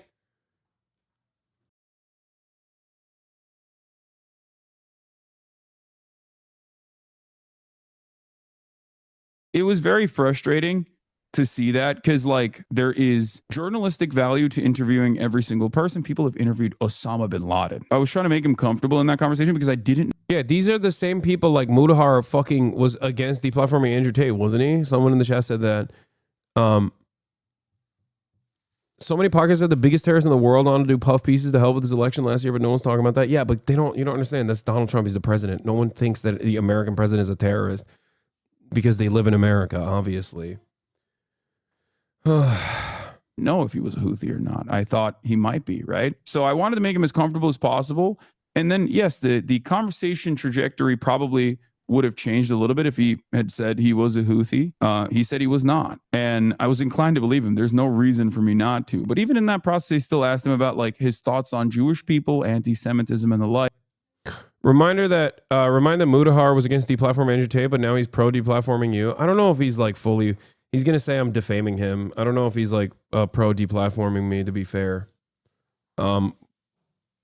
So I don't know, but it doesn't fucking matter. Like they wanted to deplatform Hasan for watching an Ansar Allah music video. But on this his part is stream. correct. They did literally say like, actually, you know what? He did. He implied that I should be deplatformed because I'm a fucking radical pro-terrorist person. So I guess that is true. They all did. Claim that this video's a bop. They're lying. Bring back the bops. I can't. And the only reason why I can't is because Twitch absolutely would fucking clap me. They would never clap me for watching like an Israeli video of this exact same sort. They would never clap me for watching an American video of this exact same sort. And I can keep watching videos like this on YouTube if I want to. That's not an issue either. Or on Twitter if I want to. That's not an issue either. It's just Twitch has a way more rigid application of its terms of service than anybody else. Yeah, I can't stop you from enjoying the music video by yourself if you choose to do so. This one in particular is directly about the Yemeni population's resilience against the American-backed Saudi genocide, by the way. Back when fucking woke libtards actually cared about that sort of thing because they thought Donald Trump was doing it. They quickly forgot about that when Joe Biden directly started bombing Yemen. But, you know, back then they were like, oh my God, why are we giving Saudi Arabia weapons? If you remember, you know? Crazy how regulations lead to credibility, by the way. I mean, yeah, when a platform moves in this direction, yes, it does offer cynical smears some semblance of credibility. Terrorist promotion, watching unfettered You hear terrorist catering? propaganda, No, you hear my as they mom claimed. in the But the question background here is, what moving shit around. There's not catering, dummy. level of denunciation and condemnation would be required during Hasan's viewing of that video in order for it to clear the bar of a valid viewing of a piece of political media. The mere existence on the screen of a video from the Houthis is enough to trigger that post-9/11 war on terror response in the American viewer, to the point that they're willing to just call for his banning for making such violent and evil threats like Yemeni people are a musical people, or these songs function as an act of resistance against the US-backed Saudi genocide. Instead of terrorist. Yeah, no, that's the most violent thing I could have ever done. That's the other thing. Like, I'm not embarrassed by these things. Like, I hate that these guys have like concocted in their fucking minds that like this is somehow embarrassing. You know what I mean? This is something that I should be scared about. And it's something that I'm like refusing to reckon with or whatever. And it's incredibly fucking stupid because I'm not embarrassed by any of this shit. I stand on it. I still make the same exact statements I did back then, even though many of it was clipped out of context. Like, my positions on this shit have not changed even a little bit. It's so fucking annoying. But it doesn't even matter. It doesn't even matter because it doesn't matter because these guys have invented their own version of events, their own version of reality, where they just exist in this fucking totally separate playing field where they just don't understand. They're like, oh, well, he actually is like sneakily embarrassed about the fact that he interviewed Tim Houthi Chalamet. He thought he was a Houthi, but then now he lies about it. It's like, no, I've explained it a million times over. And I'm sure it gets really fucking boring after a while because like a lot of people just want black and white shit. They don't want any nuances. Your opinions literally have changed though. Stop lying. Okay, I know what you're going to say next. You're going to say you used to do gaming or you used to do fucking top of the hour ad breaks or something like that. Don't fucking start trying to bait me in the middle of this, okay? Yeah, there you go. Okay, fucking there. Classic.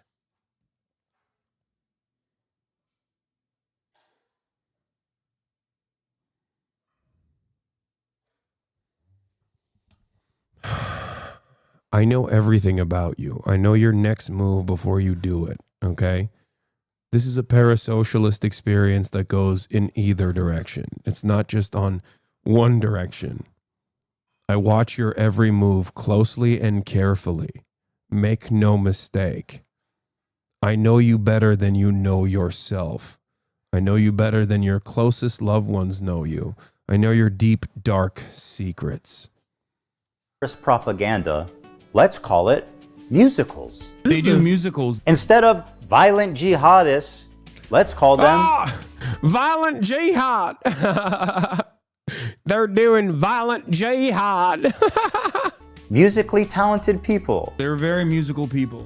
It is precisely this line of argument that the US government and the Trump administration have taken when it comes to the illegal kidnapping and detention of Palestinian activist Mahmoud Khalil. He is not charged with a crime, he is being silenced for his speech, on the grounds that it constitutes terrorist promotion. As this sort of terrorism is a threat to US national security, according to the US, this is grounds for detention. The terrorism in question here is, of course, advocating against a genocide. Whether it's the US-backed genocide of Palestinians in Gaza or the US-backed genocide of the people of Yemen through its crippling blockade that has resulted in the starvation of hundreds of thousands of people, or its indiscriminate bombing campaign that has killed tens of thousands more, in both of these places, the justification is fighting terrorism. When the US-backed Saudi coalition blows up a school bus full of school children, the justification they use is that they were targeting the Houthis. It was an attack which drew international condemnation and left the parents of 40 children crying over their graves. Initially, the Saudi-led coalition claimed the attack. Yeah, by the way, that was an American bomb and an American targeting system that actually did that bombing.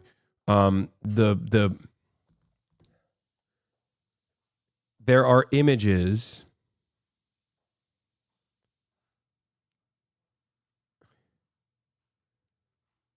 There are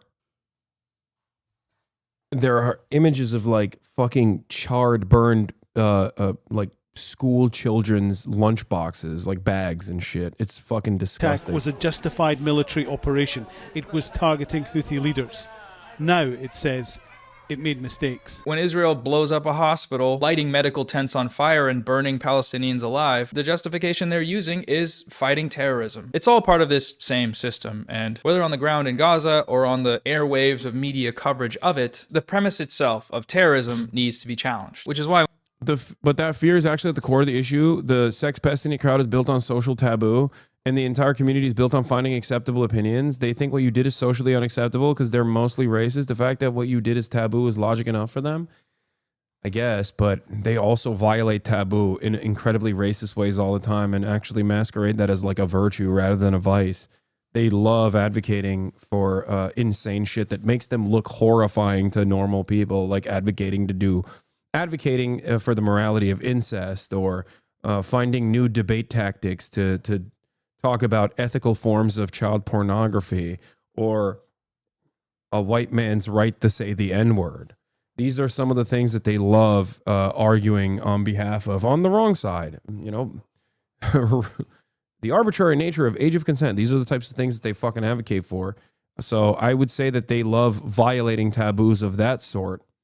I don't know if that's entirely accurate. when you release a video for 3 million people attacking resistance to genocide as terrorism, Terrorist groups, terrorist propaganda, terrorism, terrorist organization. you're sort of doing that same thing. The last point for today's video I want to bring up is the concept of deflecting criticism. Ethan implies that my decision to criticize him or character assassinate and horrifically lie about him, as he put it, is tied to Hasan being my idol, and my idol being criticized compelled me to defend him, seemingly against logic or reason or something like that. This was an accusation shared by many of the viewers of my video. Hasan Glazer detected, opinion rejected. Now what's interesting is that this response simply reinforces my point about the Hasan bad online media ecosystem. To these people, responding to my arguments on their own merit is unnecessary because they can simply write me off as de facto wrong because... Yep.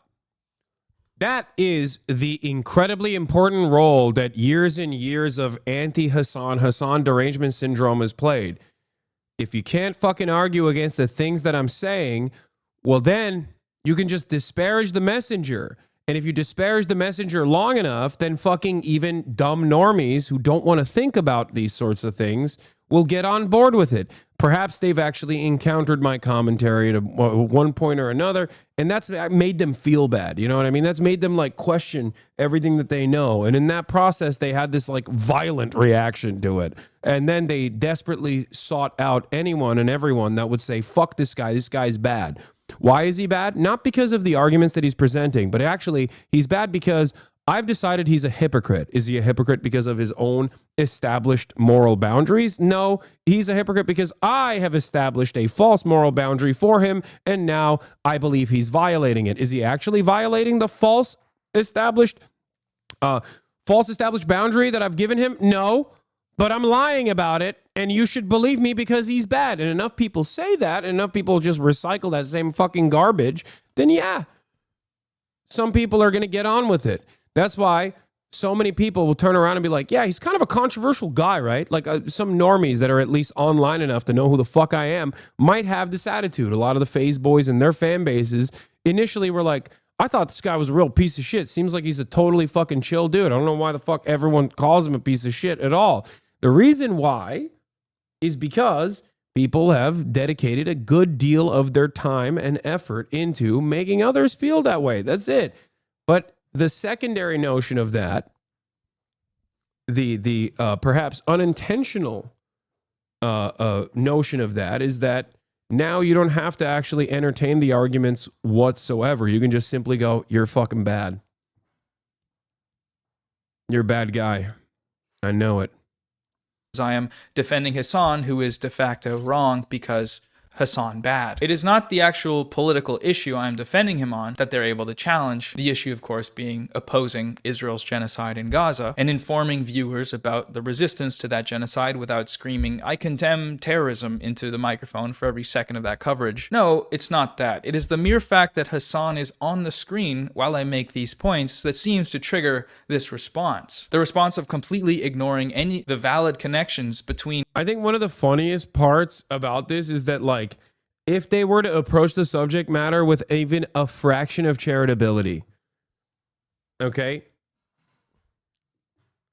If they were to approach subject matter with a little bit of charitability, they would just be like, okay, I don't know why people think he's an asshole. That's why I always tell people, like, just come in and watch me, okay? Just come in and make up your own mind. Even if you come in with a negative attitude, even if you come in here with the idea that you're going to confirm your biases, I promise you, you're going to very quickly realize that maybe you were duped. Maybe you were lied to. That is perhaps the biggest reason why, regardless of the endless sea of fucking attacks, this community keeps growing every single fucking day. And all my haters are like, I don't understand why it keeps growing. I guess it's because he's really good at lying. Or maybe it's because the things that they're telling about me are just so objectively untrue that when people do come in to confirm that suspicion, they go, okay, yeah, this guy isn't the piece of shit that I thought he was. That's it. The replies to the interaction, the 5-star Twitter comment is a perfect example of what you described. Yeah, fucking, he's a Nazi. Why does everyone hate this guy? I only see him when he streams with Jason. He low-key seems kind of chill. He's a Nazi. Hope this helps. Any proof? I don't even know who the son is, but why does everyone hate him? Any proof? Tier 3 sub for sure. So you call me a dick rider because I want proof of him being a Nazi? Yeah, that's the issue. Like, that's the issue. It's like, no, I'm pointing out the obvious. You know who he is. Bust a cap. R word. Bro has a sports PFP.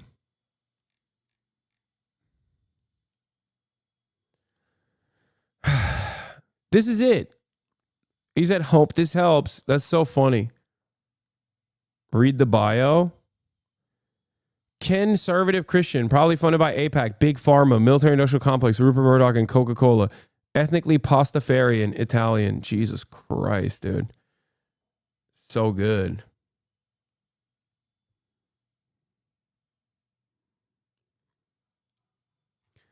Let's finish the fucking video. Hasan's arguments and my own, it's cowardly but expected and only serves to strengthen my resolve in the notion that these people are not serious in their politics and therefore should not be taken seriously. The other major example of this sort of deflection is in regards to my citation of the YouTuber Bad Empanada. I can't tell you how many comments I received from people that decided to throw out all of the points made in my hour-long video in their entirety because at the start of it, I remember someone tried to accuse you of approving rape. I tried to find any evidence, and of course they couldn't produce anything. While the comment had like 14K likes. Yeah, I know. It's the fucking clip chimp off of the pro-rape college that rich people choose to send their children to. I was responding to that. It's crazy. It's crazy that a right-wing, me reacting to a fucking right-wing college that is like above Title IX restrictions, that is a pro-rape university, like a right-wing Christian pro-rape university, where I said, hey, at least like you contain the rapists who are self-selecting to go to this fucking pro-rape university. Like at least they're not out there raping fucking random people in the wild. And people literally still to this fucking day go, Hasan wants rich women to be raped. It's like, I never said that. You just made that up.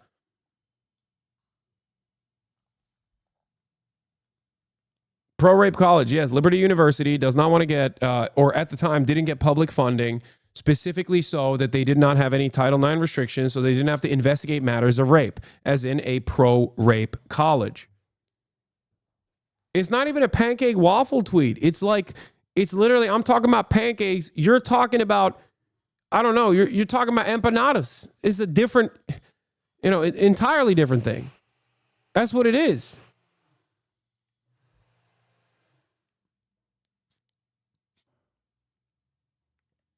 To this day, they still fucking talk about this. And it's funny because it's in my video. Like, it's in the video. It's in the video that Hasanabi Productions posted. It's in my video as well.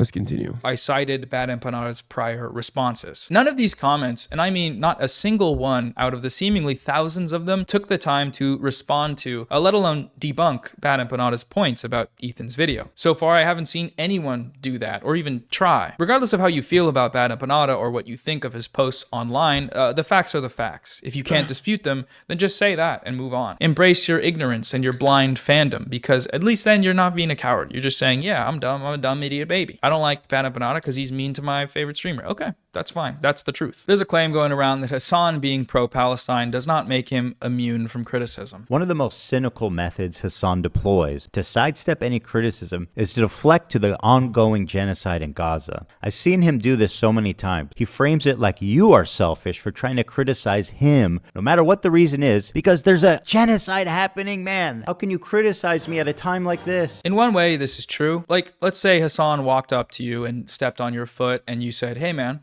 don't do that, ow. And he responded by saying, you're going to criticize me while there's an active genocide going on right now? Seriously? That would be an example of an invalid deflection from criticism. However, when the criticism in question is related to Hasan's support of Palestinians and advocacy against their genocide, and the criticism is coming from people who do not support that cause, then yes, it makes him immune. He doesn't have to take... Yes, thank you. The entire point of why I say, what the fuck are you talking about? There's a literal genocide going on is not because I'm infallible to criticism, okay? It's because your criticism is not real criticism. Your criticism is just fucking smearing anti-genocide advocates as though they're fucking anti-Semitic. That's it. And my point is, if you claim to be anti-genocide, if you claim to be pro-Palestinian, then how the fuck do you spend all your time shitting on the fucking loudest pro-Palestinian voices out there? You're using the genocide as a backdrop to enforce your own fucking narcissistic, selfish campaign because you can't comprehend how your progressive fan base turned on you because you're pro-Israel. Oh man, it's anybody but me. It's a literal zero accountability situation for a fucking 40-year-old man with 3 children. Holy fuck. Surrounded by people who, if he was a little bit more open-minded, would correct him and have tried to correct him. And yet he just does not listen. He's just like, I don't care. I only want to hear people agreeing with me. You hurt my feelings by trying to course correct, by trying to help me initially. And I'm never going to do introspection, and I'm just mad. I'm mad. This man is willing to burn his entire fucking media empire to the goddamn ground and his fucking fashion franchise to the goddamn ground specifically so he can get one off. So he can just be like, no, I was right in the end and you were wrong. Even if tomorrow I went away, even if tomorrow I no longer had a platform or I fucking died or something, anything, right? Like I said, all right, I'm done. I'm not fucking streaming anymore. Your advocacy is not going to change. You're not going to magically be seen as a pro-Palestine guy, okay? It's not going to change the reality. And it's certainly not going to change the reality on the ground for the fucking Palestinians that are being slaughtered mercilessly by the state that you're defending. Oh, fuck. The genocide card was always insane to me. Like, it rung to me like a leftover saying you're pulling the race card to minorities in the right-wing past. Yeah, no, literally. It's just like in the conversation of pro-Palestinian sentiment, they keep saying, oh, you're pulling the fucking genocide card.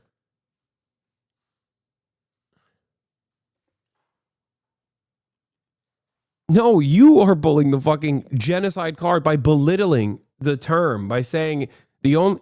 Look, my point was kind of not dissimilar to what Shonda Black said. If you're mentioning of Israel's genocide, compilations on its own are shorter than you using the genocide card then you're not fucking anti-genocide. You're pro-genocide. If your advocacy on Israel-Palestine heavily is just shitting on fucking pro-Palestinian content creators rather than shitting on the apartheid genocidal state that is murdering Palestinian civilians at a rapid clip, then you're not fucking pro-Palestinian. I feel like I'm losing my mind. It's crazy. That criticism seriously because it's coming in bad faith from people who are not allies to his cause. If criticism is coming from parties who have no stake in or solidarity with the mission of Palestinian liberation, these criticisms are irrelevant. They are beneath consideration. The people who levy these criticisms do not talk about politics until it's time to make a Hasan bad video. This is the case with all of the slop tubers who shared the smear campaign. Ethan here might argue. The only people that are politically knowledgeable that make videos that actually pertain to the arguments that I present are unironically right-wingers. That's not an accident. It's because they understand that I am ideologically their enemy. I have no issue with them being ideologically my enemy. Okay? My ideological enemies are my enemies, and that's good. You know, they present a line of demarcation between myself and them. I'm fine with them being my ideological enemies. These fucking assholes, on the other hand, are literally presenting themselves and masquerading themselves as though they're liberals, as though they're pro-Palestinian. And that shit pisses me off. Because they're not. It's a coward's way of presenting a pro-Israel argument by attacking one of the largest fucking pro-Palestinian voices. Without ever even like presenting an alternative. The only alternative that Ethan has ever presented is Boner Box, who fucking isn't even pro-Palestine. Like, what the fuck are we doing? He's a liberal Zionist. Argue that he does have a stake in the pro-Palestine movement, as he has referred to himself as a stalwart ally to this cause. And I've been a stalwart supporter of the Palestinian. Like, the dude he's presenting as a pro-Palestinian voice went to Israel alongside Sex Pestany and Elon Levy, dude. Like the former fucking propaganda minister of Israel. What are we doing? He's like the foreign minister. And he got fired from his job because it's crazy. Palestinian cause for many years. This raises some questions, to my mind, namely, how? What did he do to be able to bestow upon himself the label of stalwart ally? Calling yourself an ally is already, what are you doing? But in this case, especially, what are you do? What did you do? What did he do? He donated to a fundraiser. Okay, but what if I... Whose fundraiser? Noah, whose fundraiser was it? Some asshole reported my username as harassment Hasan's poop sock. Wait, what?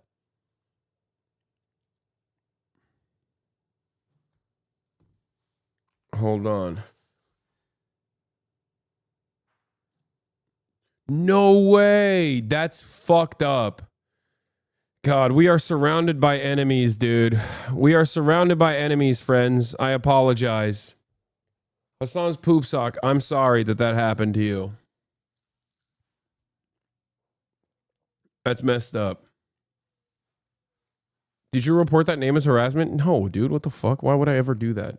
Also, how would I have done that? I've been streaming this whole time. If I told you that this donation was a one-time donation of what is likely less than 1% of his yearly income to a fundraiser that Hasan ran, and that this was followed by total silence on Gaza over the course of the genocide until it was time to attack Hasan with smears that originate from genocidal Zionists. And then in order to justify these actions, he would hold that donation of what is likely 1% of his yearly income over people's heads. I've donated $6,500 to a Palestinian charity after the war started. Hey, Ethan Klein, thank you for the dono. Ethan Klein gave $6,500. My goat. And when I say silence, I do mean that. A search through every episode of the H3 podcast, which is Ethan's most significant form of content creation in the span between October 7th of 2023 and the release date of his content nuke, you can count the number of times Gaza is mentioned on one hand. Most of the time, it's not even brought up by Ethan. It's brought up by his producers, and then when they bring it up, barely a breath is spent on the topic. I'm not interested in handing out or revoking allyship badges, but I do think if someone is using that label on themselves while actively working against the cause, this needs to be exposed and understood so that we can stop including them in the conversation. I realize that for those of you who are already aware of how he's doing this, I'm just doing that now by talking about him, and you're welcome to criticize me for that. That's who I'm willing to listen to criticism from, people that actually care about this issue. But I do think there are a good amount of people, in his audience especially, that just can't really see what he's doing. People who might otherwise be allies to the cause are being misdirected into liberal Zionism. And I do think that's worth exploring, at least for a certain amount of time. Now, while all of this vitally important influencer discourse was going on, somewhere else in the world, there were other developments. On March 17th, Israel carpet-bombed sleeping Palestinians in Gaza at 2 a.m. in one of the most bloody massacres since the genocidal onslaught began 17 months ago. Over 400 Palestinians are confirmed to have been killed by this act of Israeli terrorism, and over 1,000 more injured. They killed more children in a single day than in any day in Israel's history. This came after 17 straight days of a complete siege on any humanitarian aid from entering Gaza. They had already been breaking the ceasefire repeatedly over 1,000 times, something which the US media continually whitewashed, but this attack was Israel's formal unilateral destruction of the ceasefire, slaughtering hundreds of starving children in their sleep. This record-breaking child-killing event was celebrated in Israeli Telegram channels with hundreds of thousands of members. In response to a video of a Palestinian girl mourning her mother that was slain by Israel, the Israelis wrote, "Cry, you whore, 1,000 whores. Cry as long as you can until we get to you too and eliminate you together with your ugly girl." To a video of a child in Gaza collecting his parents' remains, someone replied, "A young piglet vigorously collects hot and fresh litter to break the fast." The very next day after this massacre, Israel blew up a cancer hospital, the Turkish Friendship Hospital, the only hospital in Gaza specializing in treating cancer patients. They just blew the entire building up. It's rubble now. The IDF said that the hospital was a Hamas compound, but it was actually an IDF compound. They raided it at the start of the genocide, kicked everyone out, and have been using it as a military base for the past 16 months. If we're gonna make this about good and bad, generally speaking, the people blowing up cancer hospitals are not the good guys. So if this is what's gone on in the first 3 days of Israel's full breaking of the ceasefire, why am I, instead of talking about that, talking about what some idiot Zionist influencer thinks? And there's a few reasons, but first, look, the last time I framed a video about Gaza around a YouTube drama, it got over 700,000 views. That's 700,000 people that came in expecting me to talk shit about a YouTuber and left with a video that was mostly about Gaza. But when I released a video the following week with an explicitly political topic, media coverage of Israel's ceasefire violations, it barely broke 100,000 views. My perspective... Yeah, he's farming. He's actively using drama as a way to drive home how, in this video, liberal Zionism manifests and how liberal Zionists oftentimes will propagandize through drama slop bait. Many of those people don't even have a real association with Israel or care about it. Like, I don't think... What's that dude? The one of the Destiny Orbiters who's like another one of those like, ooh, so edgy content creators, Turkey Tom. Like, I don't think Mudahar himself has like opinions on Israel Palestine that are like Willie Mack, Turkey Tom. Like, I don't think those guys give a fuck about Israel. Okay, they just care about clout. I don't think Mudahar actually is pro-Israel. He most likely is just agnostic on the genocide itself. He's probably like, oh, it's really fucked up that it's happening, right? But many of them, like almost all of them, obviously demonstrate their disinterest by covering this issue, not on political terms, not by addressing any fucking points of view, but by simply trying to disparage what I'm doing by, farming fucking Hasan hater bait. It's disgusting. They're turning a real fucking genocide that's happening into drama slop. It is evil. At least Michael Rappaport has a well-established fucking point of view. You know what I mean? Yeah, Michael Rappaport fucking hates Muslims, okay? He hates Arabs. He loves Israel. He's not shy about it, right?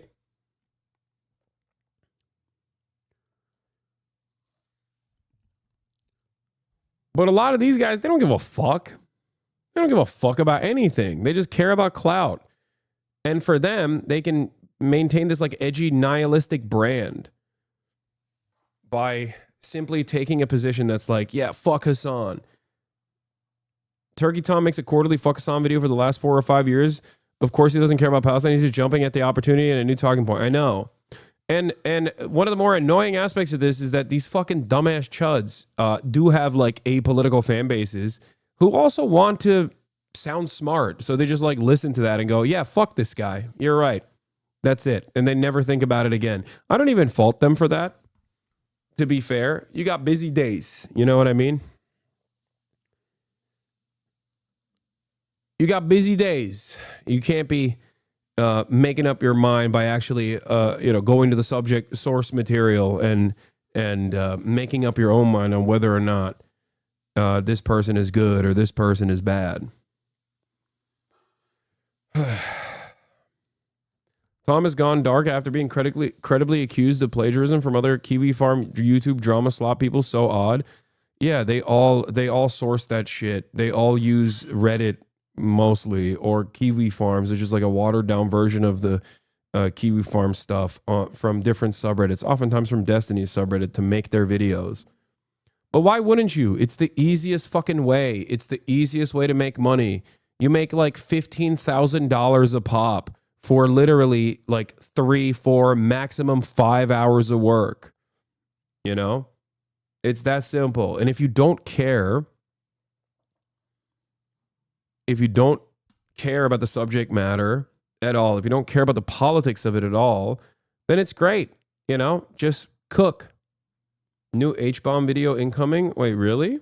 About what?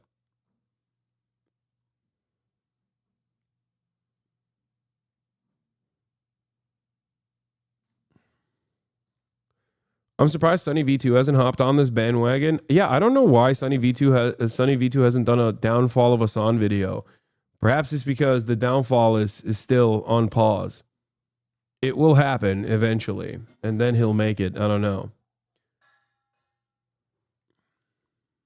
Right now is that over everything else, we need reach. We need people to know about what Israel is doing, people that don't already know, or at least aren't seeing updates on Israel's genocide, which is a lot of people. The media is not covering it. They weren't covering it a lot before, but over the past 17 months, that coverage has dwindled down to almost nothing. And as we've seen, the majority of it is just straight up manufacturing consent. This includes that record-breaking child-killing massacre from Israel. How many of you heard about that, described in those terms, the terms Watching you fall off from 30K to 40K has been rough. I know. It's been really fucked up, dude. I've been suffering quite a bit. of what actually happened and not just another new, quote, Israeli Gaza offensive with some catastrophic record-breaking death toll that doesn't even make it into the headline. The best way, I think, to get more people to know about this stuff is by using the algorithm for what it's meant to be used, which is views. And in this case, what that looks like is farming drama. I could be wrong about this approach, and if you think there's better ways to go about this, then feel free to let me know in the comments. I've been thinking about lately doing something like scaling up and running the channel as a platform, but a non-profit, so that I can just cover more things more consistently and not have to choose between, you know, a US-backed child massacre and Ethan Klein. But until then, it's going to be a bit of a mixed bag. Regardless, it doesn't matter what you think of these creators. It's not about them. It's not about anyone being good or bad or what your YouTube subscription feed says about your morals. It's about a genocide that's happening right now, that's unfolding in front of our eyes, and that most of our countries are actively supporting. If these creators are giving people rhetoric to support the genocide that's happening, then we need to talk about that. That's something we need to discuss, especially if that person is claiming to be an ally to the cause. And if other creators are fighting against it, then that's worth talking about too. If they're providing historical analysis and breaking down propaganda that's being used for the genocide, or giving an honest voice to its resistance, then that content is important and should be shared and supported regardless of how you feel about the individuals involved. Unfortunately, we're sort of stuck in a media ecosystem that cares far more about influencer drama than it does about Palestinian lives. Part of the effort here is an attempt to steer that media ecosystem ecosystem and the consumers existing inside of it towards being more aware of their plight, towards caring about it, and hopefully doing something to try and stop it. So anyways, yes, I will keep using influencer drama to grab your heads and slam them against the screen to show you what Israel is doing. And if you don't like that, tell your favorite influencers to stop using their massive platforms to back a genocide. Tell them to stop spreading genocidal propaganda, lying about the resistance to it, and silencing and deplatforming advocates against the genocide. Do that, and then I'll leave you all to your slop. It's very simple. Okay, that's all for today's video. Thanks for watching. I've linked some fundraisers below. Support them. Also here, I tweeted this just now because I saw this. Apparently, Ethan lied about why he left Twitter. Hasan is such a chicken shit R word that he blocked me. Meanwhile, Hasan spends all day on Elon's app. Meanwhile, great people, me.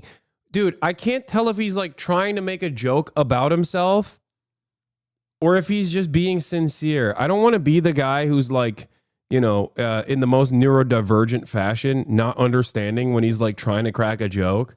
But like, it can't be, there's no way that he's just being serious, right? Like he's joking, I think. I'm a great person. No, dog, you didn't fucking leave Twitter because Elon Musk sig-heiled. You've been sig-heiling ever since Elon Musk sig-heiled. You and Elon are also directly aligned on this issue, the issue of Israel, the issue of deplatforming me, all of that stuff you agree with. Just another example of Hasan being unwilling to make any material sacrifice for his cause. Yeah.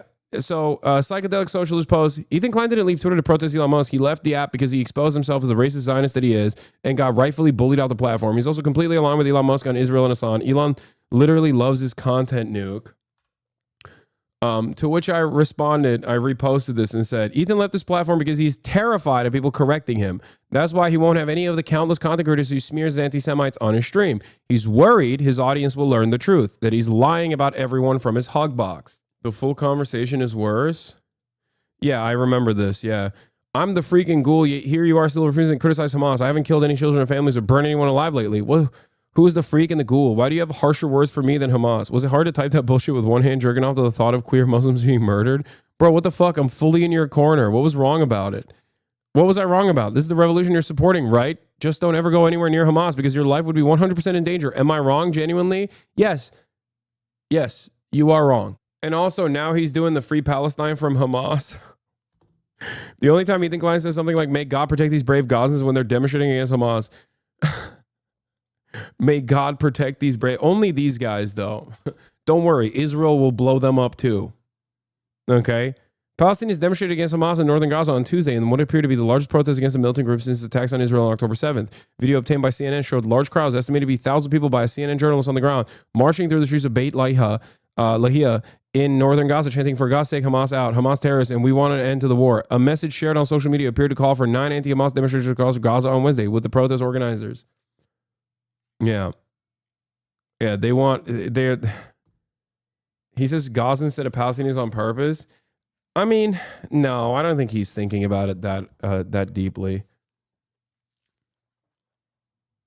Yeah. May God protect these good Palestinians, the good ones. I haven't seen the footage, but I suspect, not gonna lie, I don't really see what's wrong with him saying this.